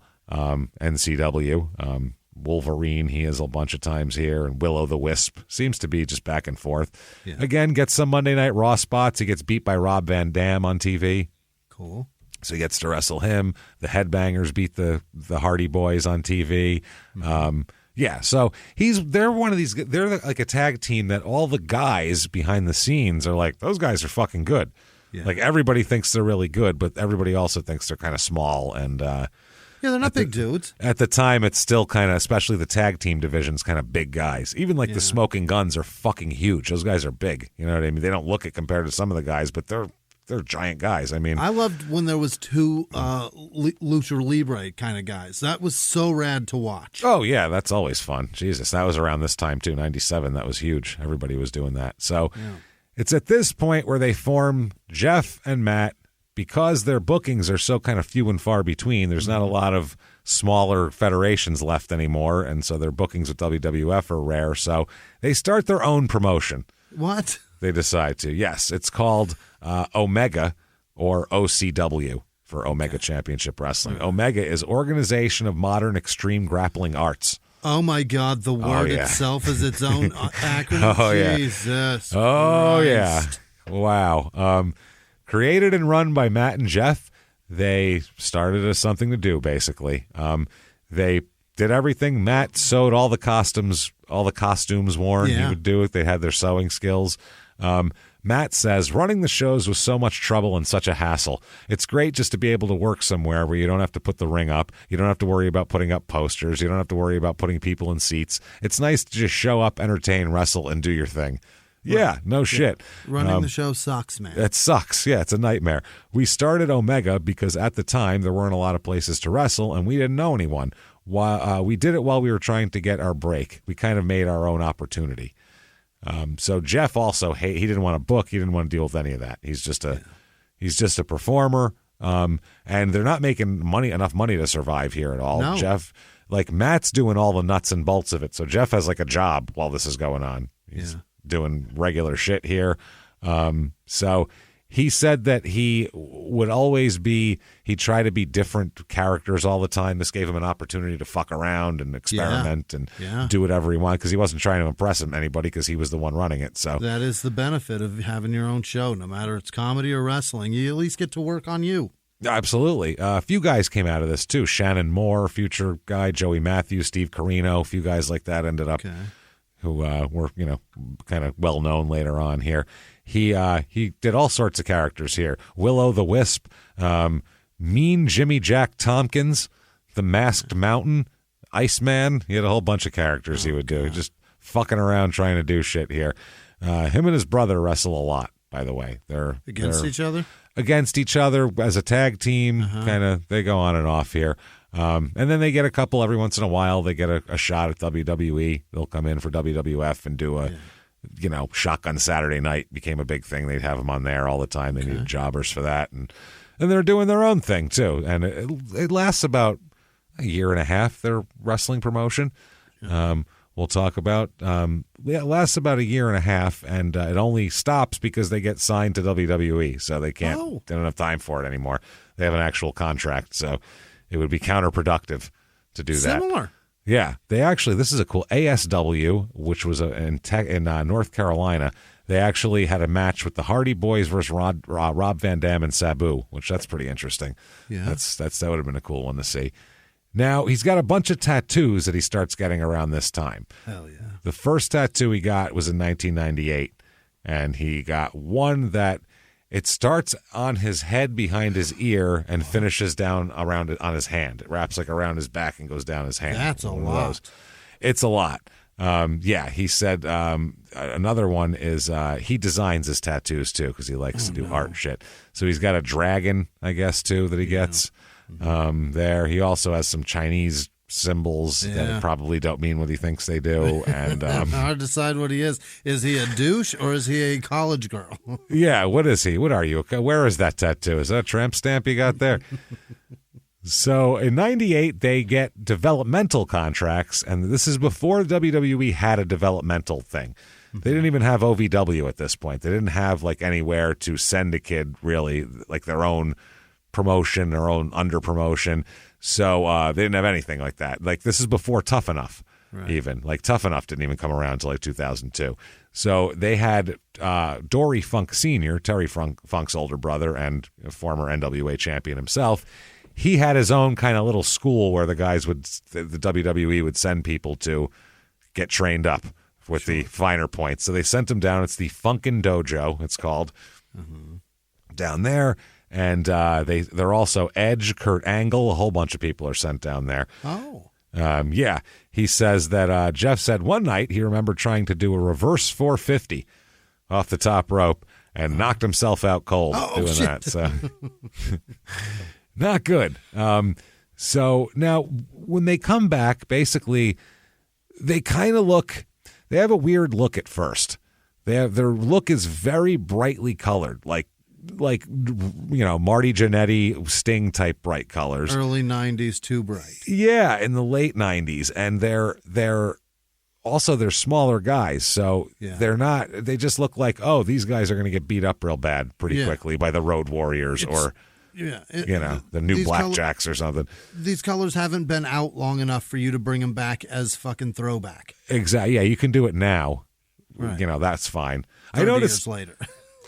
Now's a weird time in fashion because you can basically wear anything from the last 40 years and it's considered fine. You can wear tight acid wash jeans if you want to with like a weird. You could wear fucking 90s shit. You can wear fucking weird show your pubic area low rise. You can wear mom jeans from 1991. People, it's just open season. Wear whatever you want, people. I guess that's good. I don't know. And T-shirts, band shirts from like TLC to Guns N' Roses to the Police. Yeah. It's so crazy. If Nirvana, tons of Nirvana shirts on the kids too. If it appears to be a throwback, they'll accept it. Yeah, they're like, that looks right. Okay. So now Michael Hayes, who was one of their idols growing up here, he becomes their manager. And be kind of showing them the ropes of what to do. They need a guy like him, a guy who's been around for a long time and shit like that. So said to change their look, be a little darker, kind of be more edgy, be more kind of alt, be like more like that and less kind of corny. You know what I'm saying? Okay. So more grungy. And they do that. They come back looking like kind of like alt rock dudes. Like they have like weird, like Jeff always has like those weird things on his arms, like those like wristbands? Metal things. No. It's like a sleeve that goes up to his elbow. Oh. Is it like one of those always like on his arms? basketball sleeves? Yeah, but not like that. Kind of like a fashion thing, though. It's not like that. It doesn't look like a compression sleeve. It's something different. He's got that kind of shit on. No, it's not a guard. It's just for show. It's material. Yeah, it has no functional relevance at all. It's just like, I want this to look cool on my arm type of thing. So he's got the long sleeves off my shirt, and I just got rid of the shirt. yeah, sort of thing. Yeah, but it comes like around his thumb. They're made for that. They're weird, and then he paints himself in weird ways. And they kind of wore. They would come to the ring in like baggy jeans and like that sort of shit. So they had their own kind of look there. And Michael Hayes does help them, and then they start becoming winners. All of a sudden, they start winning matches all the time. Hell yeah! Now they're like a hot tag team, actually. So on February 7th, 1999, Jeff Hardy appears on an episode of That 70s Show. Yeah. Really? Entitled That Wrestling Show. Matt's in it, too. They're uncredited wrestlers. Apparently, they're at a wrestling match and they're wrestling. So they get to be seen that way on national TV. 1999, he gets a girlfriend. Okay. Oh, yeah. Beth Britt is her name. And, they start being together. She wrestling at all? No, she's just a girl that they met. They went to a club in Southern Pines, North Carolina, and Jeff met her. So there you go. Now, 1999, they closed down OCW, and they said they had signed. They still tried to keep it going for a minute, but they couldn't do it anymore, and so it was difficult. There's actually a 2-disc DVD set about Omega. Their wrestling, High Spots put it out, called Omega Uncommon Passion. It chronicles the history of the promotion and all that shit. If you're a real big Hardy fucking connoisseur, takes 2 DVDs to get right the fuck through it. I bet it's one documentary and one with matches, probably. I would maybe assume. some lost footage. Yeah, which is all of it because no one saw that because it wasn't on TV. So. Or anything else. So June 29th, 1999 is when he and his brother Matt win the WWF at the time tag team titles. So that's kind of a huge deal. You know what I mean? Now they went from being total jobbers, had to sneak in with their underage and shit, to actually holding belts. Like this is, the Rockers never won the belt. So there you go in WWE. Well, they did in the one match, but then they had to, the rope broke. Yeah. Right. So they gave it back. So they lost them pretty soon afterwards, but it doesn't matter. They got to be the champs. They've come from having their own piece of shit promotion with a dead mother and a tobacco farming father and the stallion stealing their money and all this type of shit, to now they are the WWF Tag Team Champions. Grace. That's Grace right there. That's Grace. Good things will still happen to him, but I'm going to call that was his moment where he goes, that's a tall mountain. Yeah. I did it, goddammit. So they beat the Acolytes for that, and either way, they start to really be in the midst of the whole tag team thing. They have a ladder match against Edge and Christian. That's a big deal. Cool, There's a lot of different things going on here. Christian was cool too. Yeah, he was cool too. No, Christian was the dork. Yeah, Edge was the blonde big, right? one. No, Edge and Christian were wasn't smaller Christian too. Blonde? No. He was brown hair, and then Edge was the blonde. Edge is one. the blonde one. Yeah, Edge is the blonde. They had they had that big storyline where they get a manager, the Hardys, Lita, and then Matt Hardy and Lita are together, but then she cheats on him with Edge, and they make a big. I remember that whole storyline. So that was kind of when I was tuning out wrestling at that point. There's literally a fucking missionary wrestling tonight. Yeah, this is strange. WrestleMania 2000, they have a triple threat ladder match at WrestleMania. The Dudley Boys, Edge and Christian, and the Hardys. Wow. They don't win the match. Edge and Christian win the match, but it doesn't matter because during the match, this is where Jeff Hardy does a swanton bomb onto Bubba Ray Dudley off a 20-foot ladder. And it's a big fucking deal in 2000. Like, people are like, holy shit. Like, that was... It's fucking impressive, too, to watch. You're like... 20 feet is so high. Wow, it's a big goddamn ladder. It's a ladder where I would feel uncomfortable putting Christmas lights up on it. Like, if I intended to stay on this ladder, hang on to it, and staple things on it, I would be real uncomfortable and be like, you have that down there? Are you holding it? I'd be freaking the fuck out.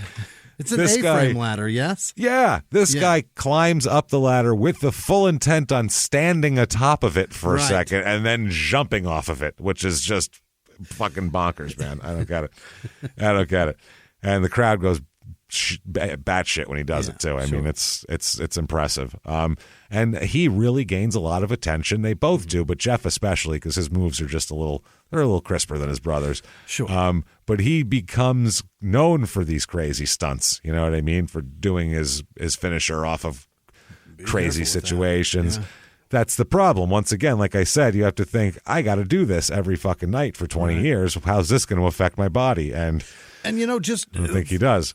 Even without forethought, how's this going to affect me in, I don't know, 7 seconds or so when I jump off this? Hopefully all calculations are correct. Exactly. Yeah, I could break my neck doing this real easily. Anything could go wrong. I could try to jump off this ladder. It could go. I can't jump properly. Anything could happen. It's dangerous. It's fucking, and he was known as one of the crazier wrestlers that you would, if he was on, you'd go, oh shit, let's see what he does. Like you'd watch TV just to see him. So, and he says this about his style later on. He says, quote, this is what he says in 2000, mind you, and he's still going now. I just kind of take it day by day because I know I'm not going to be able to do this until the day I retire. He said, I'll eventually slow down. My body's going to slow down. It's in the process of slowing down now. I'm 23 and I hurt sometimes when I get up in the morning. 23. 23. That was 22 years ago. Right. And he's been doing it since then. Holy shit. You wonder why he's into painkillers. You know what I'm saying? Like, that's how he felt then. So, wow. He says, you adapt to this, but when you wake up, you're going to hurt because we do this every night. It takes a toll on your body. I just hope that I can kind of ride it slow and not slow down as much. Well, that's not good. He says that the pain is one thing, but the biggest problem he has is he really hates to travel. He's not into traveling. He likes doing the shows, hates doing the travel. More sympathetic. Same. I could not be. Yeah, this is how we talk about every time. Jesus, if we could teleport to these shows, we could do them all the time. But God, fuck this travel. Same man, Jeff. No shit. He says it really gets you sometimes. You get home, and sometimes you're home for an evening, and you have to leave the next day. It's pretty consistent, though. We leave on Saturdays and come home on Wednesdays, where we have Thursday and Fridays off. But right now, being the champions, the appearances are crazy. Yeah. Because at the time they were tag team champs. So on your days off, you'd have to do promotional shit. So you didn't get any days off. Yeah. Get to the grocery store, you son of a bitch. Yep. So Lita, 2000 is when they picked up Lita. Like I said, she is their the female manager there. And they had a feud with Edge and Christian, and then she was fucking around with Christian and blah, blah, blah, blah, blah. All that crap. As that's going on, in 2001, they give Jeff a singles push here. Oh. Yeah, because Matt's involved in his own thing with Edge, so they give him a singles push. And he actually defeats Triple H to become the Intercontinental Champion in 2001, which was pretty goddamn cool. He also defeats Jerry Lynn to be the light heavyweight champion and beats and he wins the hardcore championship as well. Oh, yeah. So defeating Mike Awesome and Rob Van Dam. So not too bad. He competes February 25th, 2002.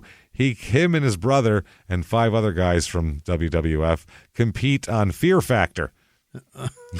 Really? Mm-hmm. They ate some Madagascar hissing beetles in a bull's asshole. Does everybody know what Fear Factor is now? I don't think everybody does. Do they not know? If you're 22, do you have you don't know what Fear Factor how is? The fuck would they know? Yeah, Fear Factor was a crazy show where they would just bring in people to compete, and the premise was, we'll give you money if you outlast the other person in like drinking bull semen or and if you don't, you get ugats. You get ugats, and you just ate a whole shitload of goat testicles for nothing. And you just ate a whole shitload of maggots for nothing, or they're gonna put you in a tank and put like 100 snakes on top of you, and you got to see who can lay in it the longest. And while a fucking psychopath screams in your face.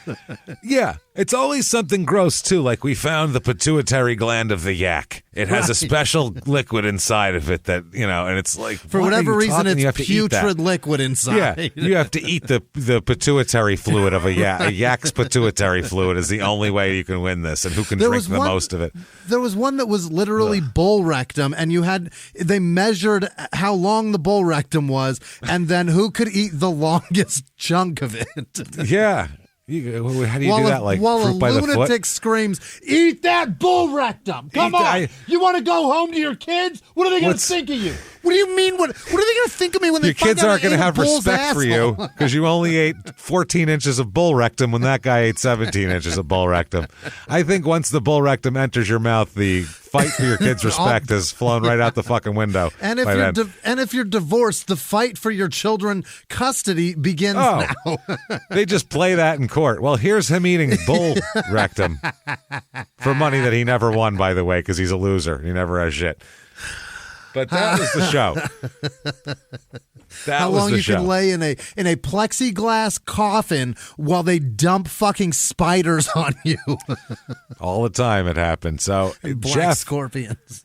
What'd they do? Did they win it? No, well, it was individuals. Jeff was eliminated in the first round. Yeah. He wasn't into it at all. His brother, though, won the whole thing. Really? His brother won $50,000. It was for charity. It was, that was a theme show. But still, he didn't win a goddamn thing, but he did a lot of gross shit for charity. 2003, they released their book. It is called The Hardy Boys. Of course. They've got something to say already? Yeah. It's their autobiographical memoir. Good Lord. He's like 25 years old. So it was also a New York Times bestseller at this point. Yeah. Now, 2003, in April of 2003, Jeff is released from WWE. Really? They release him at that point. The reasons given are erratic behavior, drug use, refusal to go to rehab for drug use, deteriorating ring performance because of drug use, and as well as constant tardiness and no-showing events. Probably because of drug use. Because we're thinking maybe that has something to do with drug use, I'm going to say. Might be drug use. Could be drug use. We're not sure. We're out on a limb here. So what does he do? Rather than redouble his efforts, he starts a band. Oh, my God.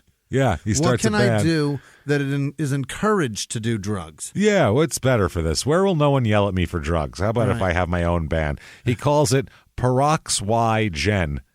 Hate it already. Parox Y, one word with a question mark, and then pushed up against that question mark, Gen.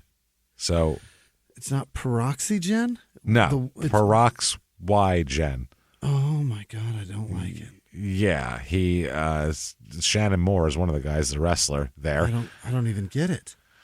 He converted a trailer into a recording studio and taught himself how to play guitar. That's what he did. My God. So this is a guy who is real bored. He created 3-dimensional artworks as well outside. He's just losing his mind here. He made a 30-foot statue of what he called an aluminum mummy. I don't know what that is. Named an aluminum mummy? I guess so. Named Nero Ami. He made it out of tinfoil, Jimmy. Yeah, of course he did. Okay. There's a thing with crazy people in tinfoil. Yeah. All right. I don't know what it is, but every cop, if you know a cop in like a big city who was a cop for 20 years, ask them what's up with crazy people in tinfoil. They'll go, oh my God, I don't know what it is, but crazy people are so fucking attracted to tinfoil. It's not even funny. They think tinfoil is like how you solve everything. Yeah. They put it on their windows. They make fucking helmets out of it. They wrap their credit cards in it. They do all sorts of weird shit, but everything is always tinfoil based. It's never parchment paper. It's never anything. It's always tinfoil. But it reflects all the bad energy, always. I would love to know the tinfoil industry, which, I mean, it seems to be doing fine, I guess. It's thriving, yeah.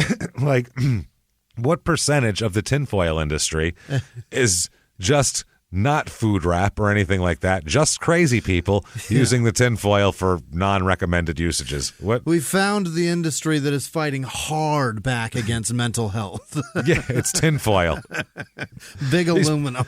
These people can take care of themselves, says John W. Reynolds of the Big Reynolds rap. Big Reynolds. So I don't know what's up with that. So that's what he builds. By the way, his recording studio is a spray-painted trailer. Like we said, I didn't say he spray-painted the outside of it because that'll make it more attractive. Yeah.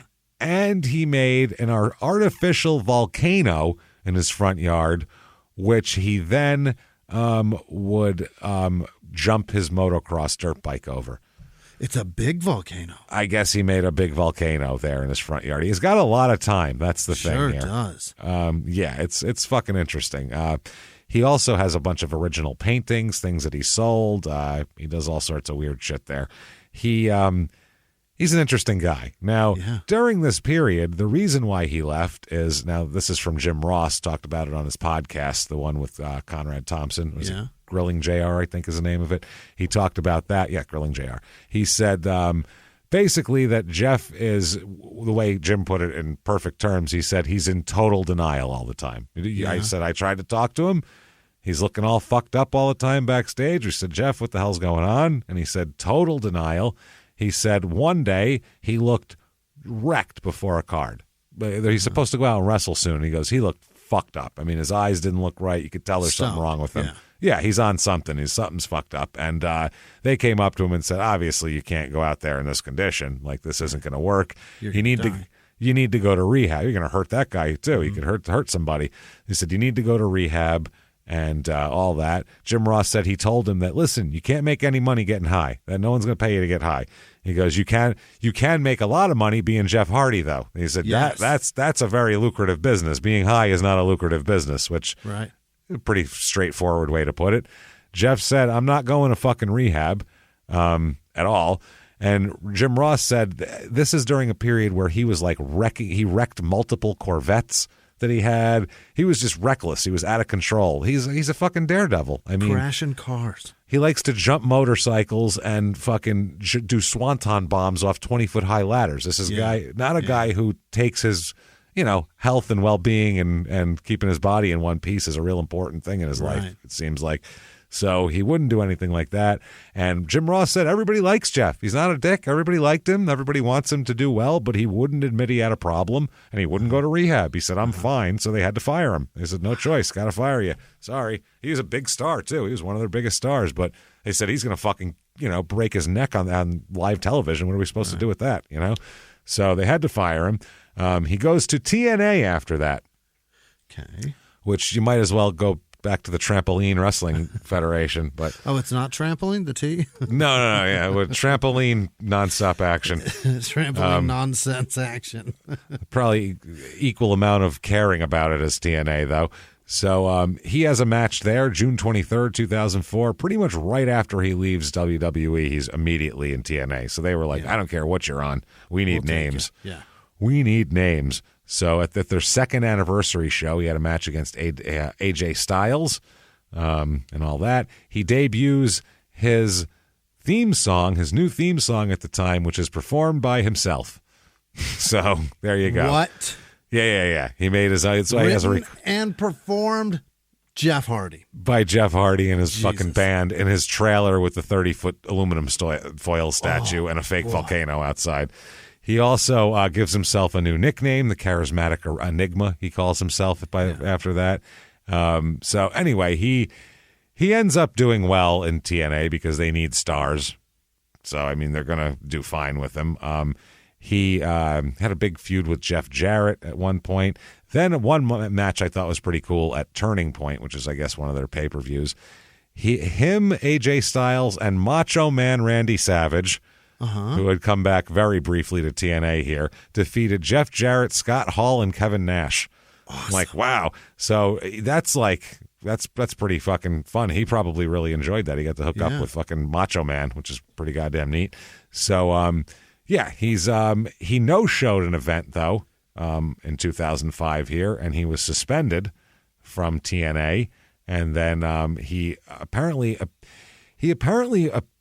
gets released from TNA in 2006 in June because he's just too fucking unreliable. Yeah. He keeps not showing up. So that's in June. August 4th, 2006, WWE announced they re-signed him. 2 months later, he's okay. Yeah. So 8 weeks. Yeah, so he's in TNA for 2 years, has the same problems he has in WWE, and they go, that's no problem. Sure, you can sign with us. Yeah. I'm sure you're good now, right? So there's a bunch of vignettes, airing they hype his return because it's a big deal, and he ends up doing having a lot of big feuds there and having a huge, pretty big impact on wrestling here. This is really when Jeff he was big on his own before this, but this is really a good era for him here. He's insanely popular, but then in March 11, 2008, he gets dinged for a second violation of the drug policy at that point. Because this is the few years post Eddie Guerrero where they really acted like they really took the drug policy seriously. Gave a shit, yeah. Well, they had a whole thing about you got a 30-day suspension, then a 60-day suspension, and then you were suspended for a year. Like there was a whole, like in sports, they had a structure set up. Disciplinary map right out. I don't know if that's quite the way it is today anymore. Maybe there, not. wrestling basically Vince. When there's a big hubbub about something, like in the 90s when he was arrested for steroids and everything, our guys are clean, our guys are super clean, our guys are super clean. And then by the late 90s, obviously no one is fucking clean. Everybody's jacked up on roids again by 4 years later. And then Eddie Guerrero dies, and then they have to go, there's no drugs here at all. Everybody's super clean. Everybody's super clean. We're doing all this testing. And then nobody dies on their watch for a while. So they're like, you could be a little bigger, I bet. And then these guys look the way they look to where they get cast in movies.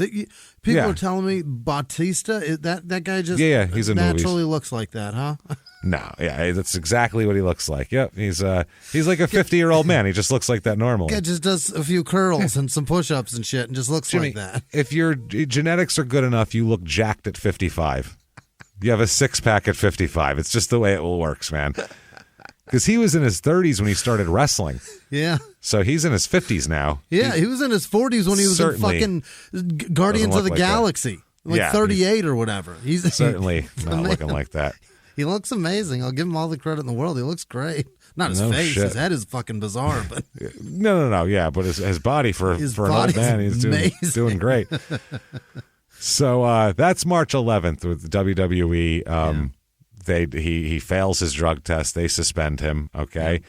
March 14th, 3 days later, his house burns down. Huh. Well, it's a trailer. It's a double-wide trailer he's living in, but it burns down. That's his studio. This is his house. He's got another one. Yes, his house burns down. He loses everything he owns inside the house. It's all gone. A trailer will go fast. There's no right now. There's no putting that out. By the time the fire department gets there, it's over. Yeah. Cheap carpet and fucking particle board, that shit goes up quick. By then, they're just dragging the chassis out of the ground. Yeah. And it's sitting up off the ground, so there's air getting all into it and fuel in it. Yeah, it's like a fucking wind tunnel. It just, if there's any window open, it's just a vent sucking air into that fuel. Now, neither he nor his girlfriend, same girlfriend, by the way, Beth, was home, but his dog also died in it. His dog, Jack, died in the fire. Damn it. So that's really shitty. They weren't home. I guess Matt saw smoke coming from the double wide, but it was too late to do anything about it, and it just burned. Yeah, as soon as you see smoke, you better just call. If it's a trailer, just try to keep it from catching anything else on fire. Wet everything around it. That's it. A few miles from the glass spires of Midtown Atlanta lies the South River Forest. In 2021 and 2022, the woods became a home to activists from all over the country who gathered to stop the nearby construction of a massive new police training facility, nicknamed Cop City. At approximately 9 o'clock this morning, as law enforcement was moving through various sectors of the property, an individual, without warning, shot a Georgia State Patrol trooper. This is We Came to the Forest, a story about resistance. The abolitionist mission isn't done until every prison is empty and shut down. Love and fellowship. It was probably the happiest I've ever been in my life. And the lengths we'll go to protect the things we hold closest to our hearts. Follow We Came to the Forest on the Wondery app or wherever you get your podcasts. You can binge all episodes of We Came to the Forest early and ad-free right now by joining Wondery Plus. Have you ever gotten a message out of the blue? Maybe you ignore them. Or maybe you end up in conversation. Maybe they tell you about an amazing offer. I can really show you how to make some money. And maybe that gets you into a lot of trouble. But this isn't a story about people like you, the people receiving these messages. This is a story about the people behind the messages, on the other end of the line. Thousands of them, working in a microcity built for scammers. From Wondery, the makers of Dr. Death and Kill List, comes Scam Factory, a new series about survival at the expense of others. Follow Scam Factory on the Wondery app or wherever you get your podcasts. You can listen to Scam Factory early and ad-free right now by joining Wondery Plus in the Wondery app or on Apple Podcasts. So Matt describes the whole fire in detail here later on. He says, quote, I was having a pretty standard, gotta fly out early and go to work tomorrow, Friday night. I was washing and packing clothes, booking my rental car, and writing bills to put in the mail on my way to the airport in the morning. Around midnight on Saturday, March 15th, I let my beloved pet dog Lucas outside to use the bathroom. As I stepped outside, I smelled smoke. I walked around to my garage area and could see huge flames burning through the woods. The large flames appeared to be very close to Jeff's place, about a third of a mile away from my house. My first initial thought was that Jeff was burning either trash or a brush pile. I then questioned my thought, considering how big the size of the flames looked. Yeah. Is he burning a statue? That's bigger than a Cookie Crisp box. No shit. For a second, I thought it might be the huge ramp on Jeff's motocross track cross or his old recording studio. I quickly jumped in my car and drove down the back road that connects our two properties. As I pulled around the lake that bordered Jeff's home, I witnessed a horrific mental image that will always be etched in my mind. I could see over Jeff's recording studio that my brother's home was engulfed in flames. I violently stopped my car, jumped out, and ran toward Jeff's burning home, yelling for my brother at the top of my lungs. My initial fear was that Jeff and Beth were burning to death inside of their house. Yeah. Jesus Christ. Certainly the dark thought. I was the only person on the scene. I was frantic. I ran down onto the front porch, kicked at the flaming front door, yelling for Jeff and Beth. I could only stay there for a second. The temperature of the heat was unbearable, and I couldn't breathe due to smoke and lack of oxygen. The entire structure was covered in flames. I ran to the other side of Jeff's place and saw that his car was gone. I internally prayed that Jeff, Beth, and Jack weren't in there. Jack's the dog. I didn't have my cell phone on me because I had left my house in such a panic. I jumped in my car and raced back home to get my phone. About the same time I got into my car, I could hear sirens signifying the fire trucks were on the way. I got home and called Jeff. It went straight to voicemail. My heart dropped. Oh, God. I called Beth, and she picked up. I hysterically asked if Jeff was there, and he was. Jeff and Beth had been out to eat, and he was currently getting the Hardy Boys tattoo on the back of his neck filled in at Shannon's shop. So yeah. He's getting some tat work done. I frantically explained what was happening and that he had to get there now. The first thing Jeff said was, Matt, can you kick down the door and get Jack? Please get Jack, Matt. It was heartbreaking. I told Jeff it was too late. Everything was gone. The fire had destroyed everything. Ah, that sucks. Hope you can remember everything in your life with that tattoo because you have no other memories left. There's nothing else left. Even a dog, sorry. I was already back on the way to Jeff's burning home as I was getting off the phone with him. By the time I returned to the scene, the fire department was there, and they were fighting the fire. There were fire trucks and police and emergency vehicles everywhere. It looked like a scene out of a movie. When Jeff and Beth finally got there, the shock of reality truly set in on them. I've never felt so bad and helpless and powerless for two people before. It took the firefighters until almost 4 a.m. to put out the flames. Wow. That shit'll smolder. With the exception of the clothes on their bodies, everything that Jeff and Beth owned had been destroyed. That sucks. But the most tragic loss to them was their beloved dog, Jack. Jeff and Beth were crushed. If you've ever been extremely close to a pet, you know how painful it is to lose them. It's like the pet becomes your child. About 5 a.m., Jeff and Beth came to my house, which is now their house for the time being. Neither one of them could even think about sleeping, and they were both still in shock. I made sure that they knew where everything was in my house and how it worked so they could function independently in my place. I spent some time talking to them, then finished packing my stuff. I headed to the airport to go to Louisiana about 8 a.m. without any sleep. This was definitely one of the worst days of my life. Yeah, I bet. Jesus. He goes on to say, 5 days later, it's still surreal. It's so hard to believe that this has actually happened. I thank God that Jeff and Beth weren't inside the house asleep.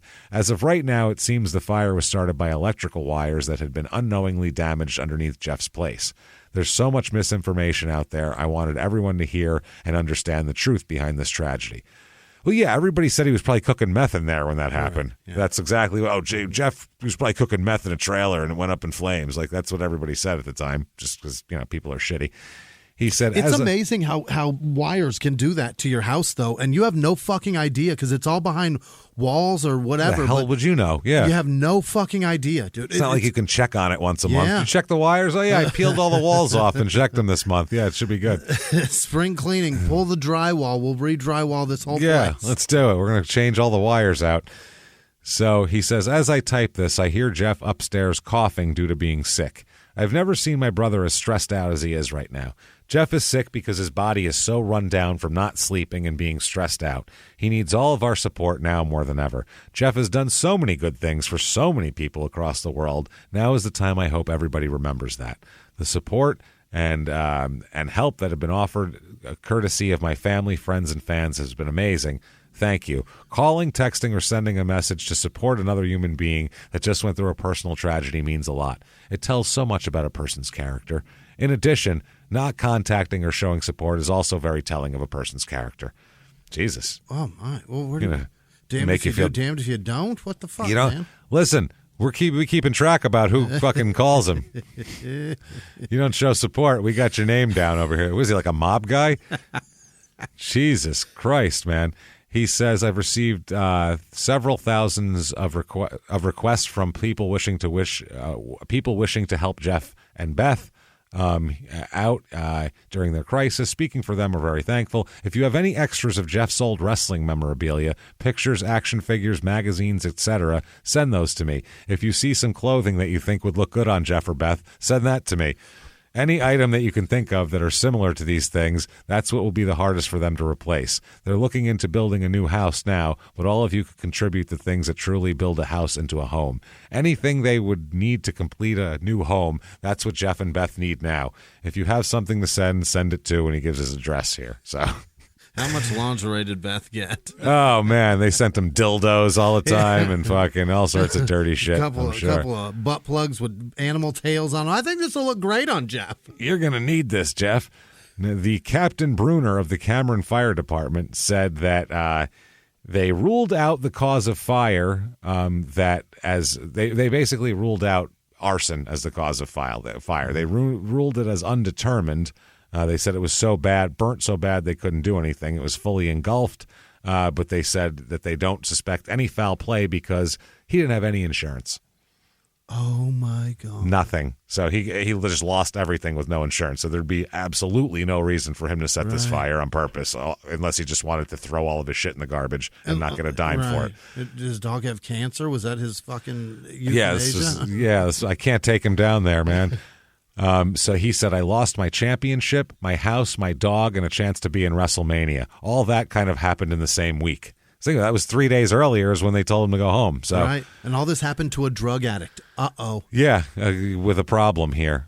So September 2008, what was the fire? In March of 2008, I believe? Yeah, March 14th, 2008. 6 months later. So by September of 2008, he is... He's in WWE at this point still. Yeah. He's kicked off a plane. Oh. He gets kicked off a Southwest flight, which is how do you act up on a Southwest flight? I've seen people I've seen people clothesline each other over bulkheads. So I don't know what you can. How do you make yourself look like too much of a piece of shit for Southwest? Oh shit! This isn't Greyhound, buddy. That shit doesn't fly. So he was flying out of Nashville. And apparently he was shit-hammered drunk. Too drunk to fly? Too drunk here. They said that he apparently was going to a promotional appearance or something, and he said later on, quote, I had been drinking a lot. I'm not going to lie. I guess I was stumbling boarding the plane. I then was asleep when the security told me to get off the plane. They told him he was too drunk to fly. Unbelievable. He just went in and passed right out, and they were like, no, you got to go. And it's fascinating on a Southwest plane how those ladies or flight attendants in general on those planes, men or women, hate you if you fall asleep. They are furious that you want to rest while they got to work. They'll hit you with the snack basket. Yes. They'll hit you right with it. Yeah, how dare you be comfortable? This plane is set up so no one's comfortable. I've been woken up on those planes to be offered their shitty pretzels. I was like, I was asleep. How dare you? God. Do you know how long it took me? You bastard. How hungry do you think I am that I'm going to wake up from a sound sleep to eat your fucking half an ounce of pretzels? Did you think I died and needed nourishment? Jesus fucking Christ, man. So they kick him off the plane, too drunk to fly. He did cooperate with security and leave the plane, so he wasn't that drunk to, be belligerent. WWE said, listen, that's not a third strike. That doesn't count as a third strike. He didn't fail a drug test. Guys are allowed to drink. He just had a couple too many. That's all. Off the Happens. Clock. Yeah. Happens. So they said it's okay. So 2009 at Extreme Rules, Hardy wins his match here and becomes the world heavyweight champion for the first time. Wow. Big deal here. But immediately after the match, they have that Money in the Bank thing where you win a match at WrestleMania, then you can cash this in and get a title match whenever you want. CM Punk came in with that and then beat him because he had just had a match. So he came in and beat him, and he lost it. So there you go. He's going to leave WWE pretty shortly after this, though. He's going to kind of leave on his own. He says of his own volition here. He's got a shitload of injuries. Yeah. His body's broken down. He's got like a disc problem in his back. His lower back hurts. All sorts of issues here. So also he wants to work on a reality show as well. So he does that. He loses to CM Punk in a loser leaves WWE match because they know he was taking a break anyway. So he does that. He has 2 herniated discs in his lower back. And he also says he's suffering from restless leg syndrome, which, who isn't? What are you, quitting smoking? Yeah, let me fucking break here. Jesus Christ. And his contract was up also. So they were just kind of, he's like, I'm going to be good for a little while and leave here. So apparently the WWE offered him a big money deal to stay. It was a sweet deal, too, because it was just for TV tapings and pay-per-views, no house shows or anything. Oh, that's great. And he said, nope, don't want to do it. Can't do it. Easy money? No? Easy money, don't want to do it. His back's that fucked. Yep, they also wanted him to sign a big merchandising contract because they want him to be, he sells a lot of merchandise. So instead, he signs a deal with Fox 21 Studios for a reality show. That's what he's going to try to do here. That's his deal. Following his drug addiction?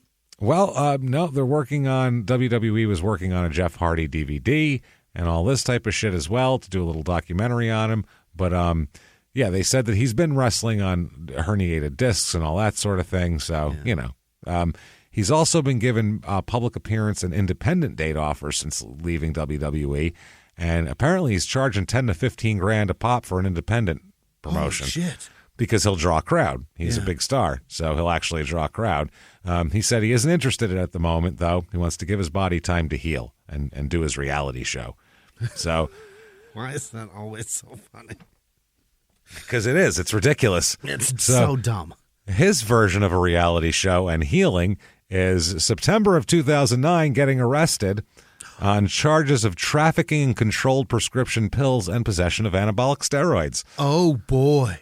Yes. The task force searches his house and in Cameron there, and they find 262 Vicodins, 180 Somas, and 555 milliliters of anabolic steroids. I don't know if that's a lot. I don't know if that's. It seems like a bunch. I think if you drank it all, you'd probably be huge. That's all I'm going to say. It's probably in like vials, right? Or is it in a bag?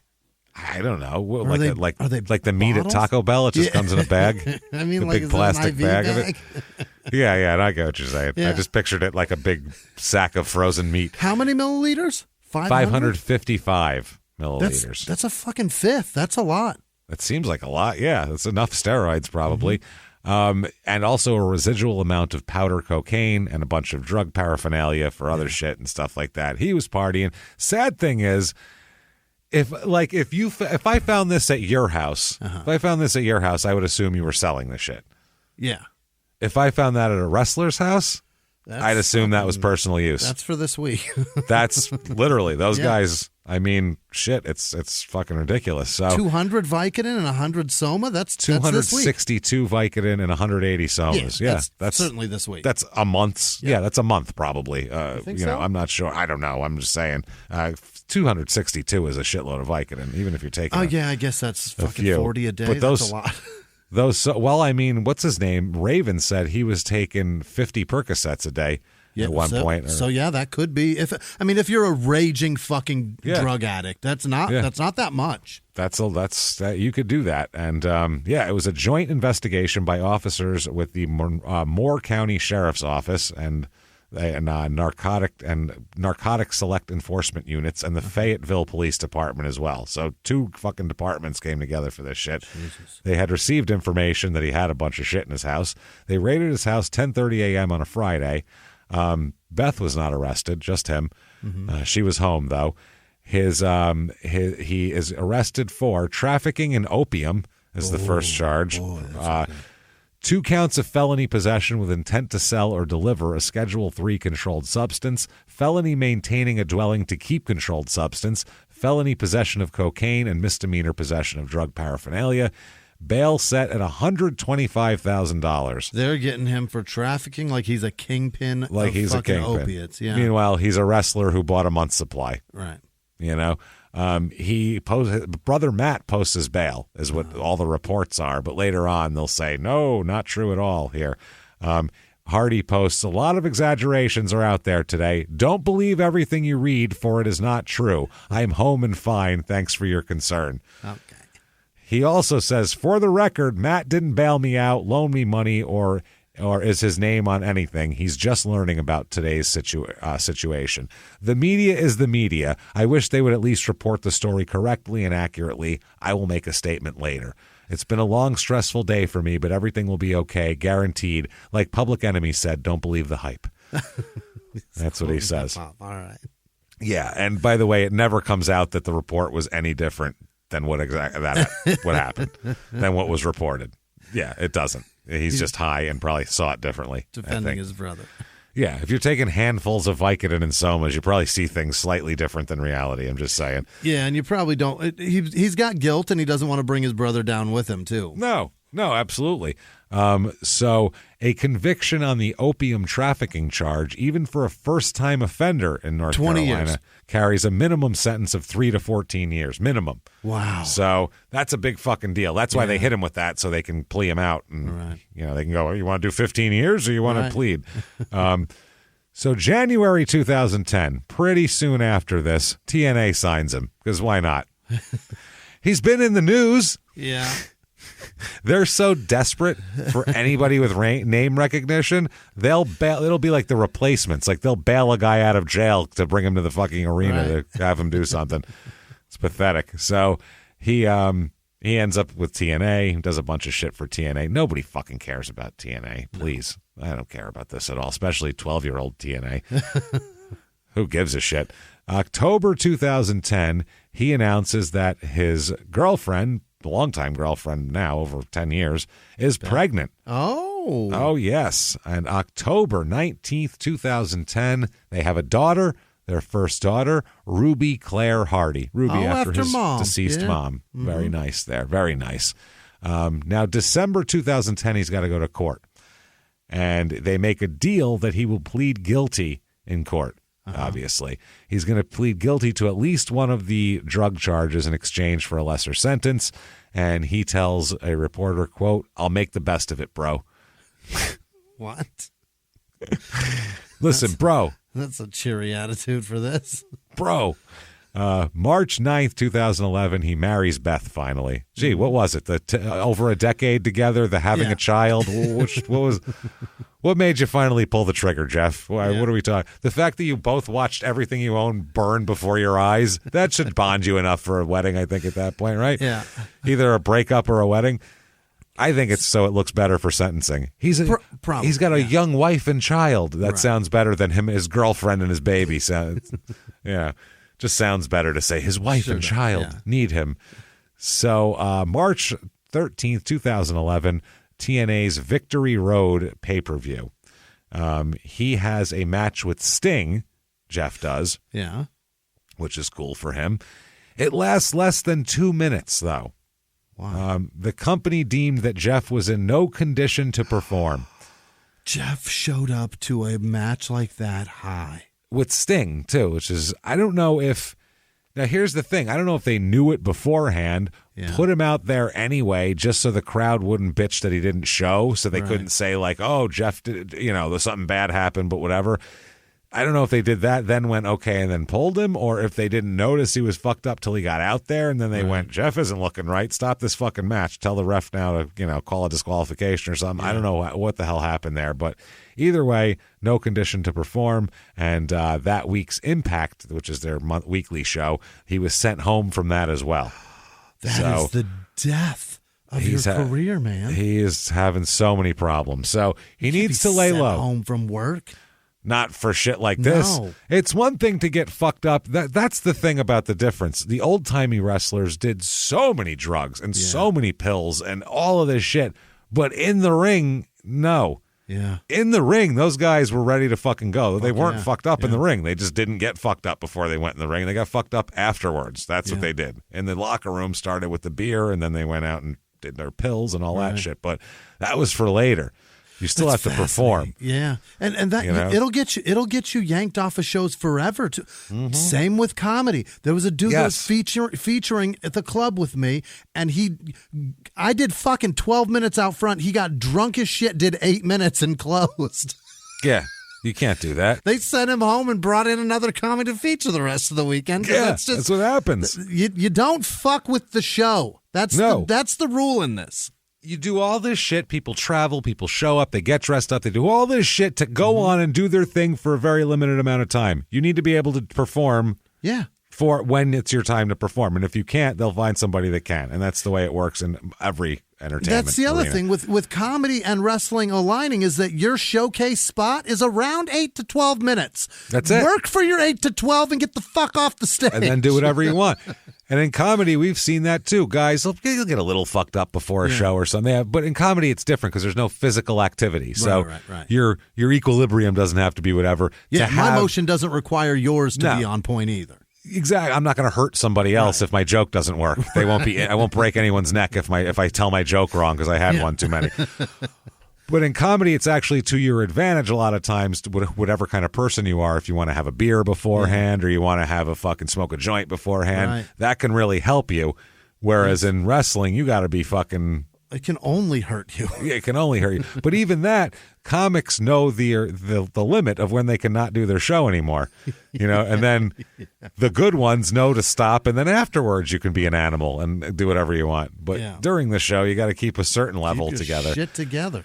Well, speaking of keeping your shit together, August of 2011. Oh, this is Matt. This isn't even him. Never mind. His brother Matt gets a DUI that year. Matt! God damn it! Matt's charged after he drives his car into a tree. Oh boy. Now, the state trooper said he clearly wasn't drinking, but appeared to have taken some kind of impairing substance. Yeah, it was probably pills. He was rushed to the hospital also 2 days later after falling down in his home. Oh, so like a head injury or something? I don't know if he was just fucked up and fell down, passed out or whatever. Yeah. So Matt is released from TNA at that point as well. Now, even when nobody's hurt in those accidents, but those are the ones that scare me and worry me the most because they're so reckless. They hit something that is not moving and is so far off the road. And also, it was always there. Yeah. They hit a fucking stationary object. It didn't run out in front of them, and I couldn't get out of the way. It's been there for decades, and you ran into it like an idiot. It's not like somebody their car broke down, and it's on the side of the road, and there's never a car there, and you a new hazard. Right. This is a tree that's feet off the road and has been there to become a fucking tree. Since 1920, and you fucked it up. Ran into it. That's horrifying. So September 8th, 2011 is sentencing for Jeff. Jeff pleads guilty to 2 felonies, possession of a controlled substance with intent to deliver, and 1 count of conspiracy to traffic, which I don't think that's what he was doing. I really don't. I think that's personal on your use. side there, yeah. He is, okay, his attorney arranges this plea deal for him to minimize the prison time, obviously, here. He must remain also, after the jail time, in a drug abuse treatment program as well. And he is sentenced to, oh boy, you, sir, may fuck off 10 days in jail. That ought to teach him. That ought to learn him. 2 years of probation and $100,000 fine. That 2 years is a bitch, though, man. That's a lot for a guy who does a lot of drugs. That's the problem. That's not good. Nope. Now, he's also given clearance, though, during this to be able to travel outside of the state to continue working, being a wrestler. Yeah. So October 4th, 2011, like a week later, he decides that's when he's going to serve his time. They work that out. He serves his 10 days. He gets a mugshot arriving in jail. Yeah. He's listed at 6'1", 215 pounds on his intake. That's his stats. That's him on roids, though, as we'll find out. That's not his normal walking around weight. Is that right? No. None of these guys are that fucking big. You can't be that. It's just not normal, especially if you travel all the time and shit. You don't. What the fuck are you doing? You don't have time to look like that. Big, though. 6'1", 215. If you have like a fucking 32 waist, it's pretty big. Yeah, that's a good point. You know what I mean? Yeah. If you're a thin guy and you put that on, your shoulders and arms are way bigger than they were before. I'm fucking 5 inches shorter and only 30 pounds lighter. Yeah, but where is it? It's not in your shoulders and biceps. That's the problem. I wish I carried it all on my dick, James. Yeah. God damn it. Your weight's carried in a different place than Jeff Hardy's weight. It's the typical area. Yeah, it's pretty typical. The old neck, chin, and belly. Yeah. That's how it works. Jeff, by the way, never looks like cut up or anything like that. He's not that kind of guy. He's not a body guy. He's a performer guy. So he doesn't ever have to really look like that. That 215 is just to be able to take that kind of abuse and bumps. And the steroids are just to work that schedule and do the recovery time. Sure. Yeah. You need it. So he said he wanted to check into jail and get it over with. He gets released, and he tweets, "Hail freedom," on his way out. Oh, well, let's not say hail anything, sorry. No, Jesus. Let's not. Let's keep that to yourself let's just nix that word. That's a bad word. It's hate that word so much. It's been used for bad things in the past. Let's just retire. Way too much. So he then becomes their champion again at TNA. And he starts wrestling as Willow now. Not the Wisp, Willow. Just Willow. Just Willow. And he's wearing a weird mask now. He's wearing it looks like the WCW wrestler from the 90s, Psychosis. It looks like that mask. Like it's like a weird. Did I see this? It's a weird mask, man. He just starts wearing a weird mask. It's 2012? 2012 he's doing this here. Then 2013, Matt and Jeff say they're going to revive Omega. OCW is back. They're making their own again. Oh yeah, they have an event they run in January 2013. Features Matt and Jeff and Hurricane Helms and all sorts of people. Steve Carino and fucking Lodi and C.W. Anderson. Yeah. All sorts of shit going on here. He also he wrestles as himself. He wrestles as Willow the Wisp. Yeah. He wrestles as all sorts of shit here. So now he's getting into his music as well. In 2013, through TNA Music, because they have their own label, Peroxide Gen releases an album. Okay. Plurality of Worlds is their first album. It's marketed as a Jeff Hardy solo album because it's through TNA, but it's actually the band. Plurality? Plurality of Worlds. Oh, my God. They released their second album in 2015, we'll talk about. That is Singenous Rift after that. And then their third album, Procession of the Equinoxes. Precession, not procession. Well, okay. Precession of the Equinoxes. This is going to be a trilogy album. Jesus fucking Christ. He's very pretentious to me right now. He really thinks he's a brilliant man. He thinks he's just real artsy and shit. Yeah, it's like, you're You're a redneck who plays on dirt bikes. Calm down. Don't call me that. My music's too cerebral for you. That's what it is. You just don't get it. You don't understand. Describe an Equinox. I don't know. It's made by Chevy. I think it's it's a terrible car. It's a shitty vehicle. I think he knows what's going on here. They also have 4 EPs as well. Similar Creatures in 2012, Spawn of Me in 2016, Individuals in 2019, and Human Forms in 2020. Oh, I'm so upset. He does lead vocals, of course. He has a guy named Junior Merrill on guitars. He has John Mark Painter on bass. Really? Yes. John Mark Painter's a great guitarist. Okay. Well, he does bass and backing vocals. Are we sure we're talking about the same guy? It's gotta be. I swear to God, that's an actual rock star. John Mark Painter, right? John Mark Painter. Yeah, I swear he's a good musician. It doesn't matter. Is it with a K or a C? Mark with a K. Okay, yeah. And then Dale, dude, he's a great musician. Well, there you go. Is he playing? Is it the same guy? He's playing with him. He's 55. What did he do? Yeah, he's a legit musician. Well, he's been in the band since 2014. No, he's not. It's just that band. Okay, there you go.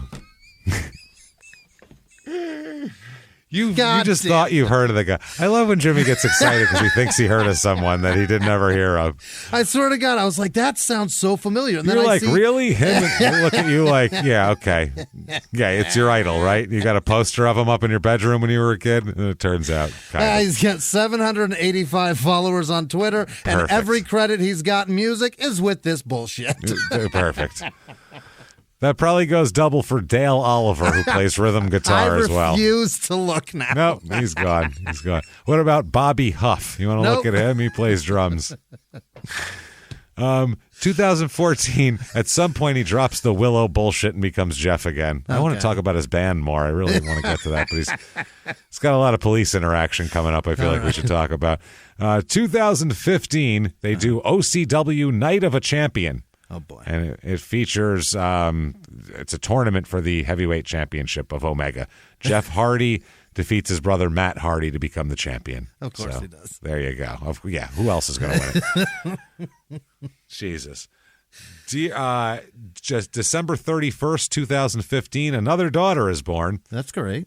He names her Nera, like Nero, but with an A.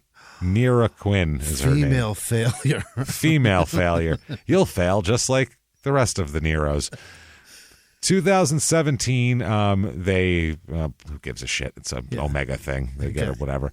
2017, he also returns to ROH, Ring of Honor Wrestling as well here. So that was kind of that was an interesting comeback for him there. They defeated the Young Bucks for the ROH World Tag Team titles, and then they lost them back to him pretty quickly. And there you go. So March 2017, Jeff and Matt return to WWE later on in the month. So that was kind of a warm-up for their WWE return. 40 years old. And back again. His brother's 43 years old. Oh, my God. But he's got a name. He during that, they returned there. They make a surprise return. They're last-minute participants in the ladder match at WrestleMania 33. Is what they do for the Raw Tag Team Championships, and they win the whole thing to win the championships because that's the big surprise of the night, and that's going to get a big pop out of the crowd. So Geriatric Heroes, great. That's it, man. Well, shit. September 2017. He undergoes surgery for a torn labrum and rotator cuff because that happens when you're 40. No. That happens when you pull weeds when you're 40. Never mind when you fucking do swanton bombs from the fucking top of a 20-foot ladder. Dude, it's crazy. I dare you. If you're 40 or over, paint a room. Paint a room.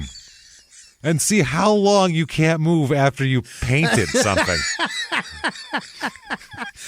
I dare you to see if you can open your fucking hand in the morning. Do it. Your whole neck is fucked up into your shoulder. I shouldn't have done it that high. I should have got a... See if you don't fucking cook somas in a burnt spoon in the morning. Never mind if you were diving off of fucking ladders. kidding me? He's out of his mind. Oh my God! This is great. Of course, he absolutely. has surgery. I will absolutely be firing fucking muscle relaxers into my fucking large fucking arteries in my neck just to get past jam that. them up my dick hole if they absorb faster. I don't care. Holy shit, man! Yeah, that's what's going on there. It's crazy. He starts working out to get ready for a return to WWE. Yeah. But doesn't quite work out that way. March 12, 2018, he is arrested in Concord, North Carolina. He's driving a 2016 Cadillac CTS-V sedan. What? Yeah. He's driving a Caddy. Badass car. Yeah, well, he's a huge star. Makes a lot of money. V8 Caddy. Those things are nasty. That's the race. That's badass. You don't want to be too fucked up when driving one, apparently. No. Because he's arrested here. His driver's license had been revoked already, so that's not a good thing. Right, from a tree or something? From all sorts of different shit here. That's his brother. That's basically, they say, this is from the police report, driver of Vehicle 1 ran off the roadway to the right, in turn striking about 105 feet of guardrail before the back end of the car spun out 90 degrees to the left, coming to rest in the middle of the right northbound lane of traffic. He put a $75,000 Cadillac into 110 feet of guardrail. 105 feet of guardrail before the back end spins out and just sets in the middle of the slow lane. Wow. Of the northbound lane of travel. Holy shit. Yeah, it's pretty fucking interesting. It's not good. He is going to be charged with a DUI for that because nobody sober does that. No, they don't. Holy shit. Apparently, they said an Instagram video posted by Jeff on Saturday also showed someone filming a cell phone video playing on the driver's side of the dashboard of a vehicle moving down a multi-lane highway. So I don't know what the hell that was about. He's filming while he's driving. Something like that. So at first, his brother Matt is playing like a straight edge character at this point, and his brother Matt tweets something like in character. He says, ever since the 7 deities have come to me, I do not put alcohol, drugs, or foreign substances into my vessel. I am more. So after that, all the wrestling fans thought that Jeff actually didn't get arrested, that this was just a work. They just thought this whole thing was bullshit to further a storyline of Matt being clean cut and having to get his brother Jeff. But there's mugshots and police reports, and they generally don't go along with all of that just for a wrestling angle. That is the problem with this sport, is that you're lied to so much. How do you know when it's bullshit? That's what I mean. They think things that are true are fake. Right. They think things that are fake are true. Who knows? They are always lying to you. Who the fuck knows? That's what's wild. Now, regarding the arrest, because he's signed with WWE right now, the WWE releases this statement in his true silver-haired fashion here. Yeah. Quote, Jeff Hardy is responsible for his own personal actions. We are investigating the matter and awaiting information from local law enforcement officials. That's it. 105 feet of guardrail before he could get off of it. We know what happened. We know he's fucked up. He's probably asleep and went, huh? What's going on? Oh, shit. Why is there sparks flying? What's all that I better noise? Stop. And you spin out. It's the exact same, minus the name being different. It's the exact same statement they released after Jey Uso was arrested for DUI a couple months earlier. That's just they just put the same statement out. They don't care. So they said that other than he said basically Jeff tried to say that I wasn't fucked up. They think maybe it was more distracted driving, he's saying, because the use of him using his cell phone camera while he's driving. So maybe it was distracted driving because he was filming. So they said he might have been driving dangerously, but in a sober condition that would likely result in a charge of reckless driving rather than driving while impaired. That's what Jeff's people are saying, which means he definitely did something wrong. If they're like, we'll take a reckless driving, that's fine. We're good with that. 105 feet of guardrail. That's so far. It's a very far. Turns out, though, and we'll talk a little more about this because we get a little more detail, but he is, Jesus Christ, He did take a breathalyzer at the time. He didn't do the field sobriety test because it was too dangerous for him to do it, as we'll talk about here. Wow. But he does do, because he couldn't stand up. Wow. You ever see, like, on Live PD, they go to do it, and the guy almost falls down. They go, oh, never mind. That's good enough. If you can't stand up to start a sobriety test, that's the sobriety test. You've already failed. Step one is being able to stand there long enough to start doing it. That's one. And then we'll go through the steps. Yeah. But if you fall down before you start or throw up or something, that's a fail immediately, I think. Throw up and fall down in it. Yeah. If you throw up, slip, and fall down in it, and then ask if the cop knows where you can get any taquitos, you're probably shit-faced. The other part, James, is do you know why they put guardrails up? To keep you on the fucking road, because the other side of that guardrail is something super dangerous. It says He could water have fucking or trees, the edge. Or the edge. A fucking cliff face. Yeah, Who knows? Anything. A fucking family's house. It could have been anything. Well, his blood alcohol content was, drumroll please, 0.25. Holy Jeffrey, what the Super fucked up. That is just fucking wasted, 0.25. In what year? In 19, 18, That whatever it was, is 17. crazy. That is really fucking drunk. And, That's way too late to be that drunk. That's what I mean. He's hammered. He knows better than that. He's hammered. He's fucked up. He does it. He gets released from jail. He goes home. What do you do, man? Where do you start? He's always, now you got to call work and go, yeah, I know you're going to say it's, it's my personal problem and I get it and I got to do all this shit. And he's got nobody to turn to.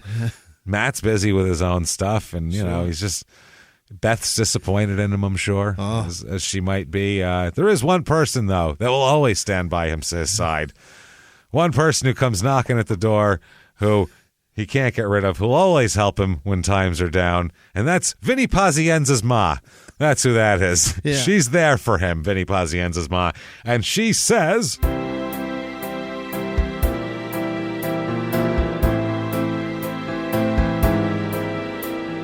How is it you've come to arrive here? What's wrong with you? Oh, my God, your brother tries to help you. Didn't your poor burning dog corpse in your arms, didn't that tell you needed to make a change, Jeff? Please, look at you. You need to eat more, Jeff. Jeff, you got your skin and bones, Jeff.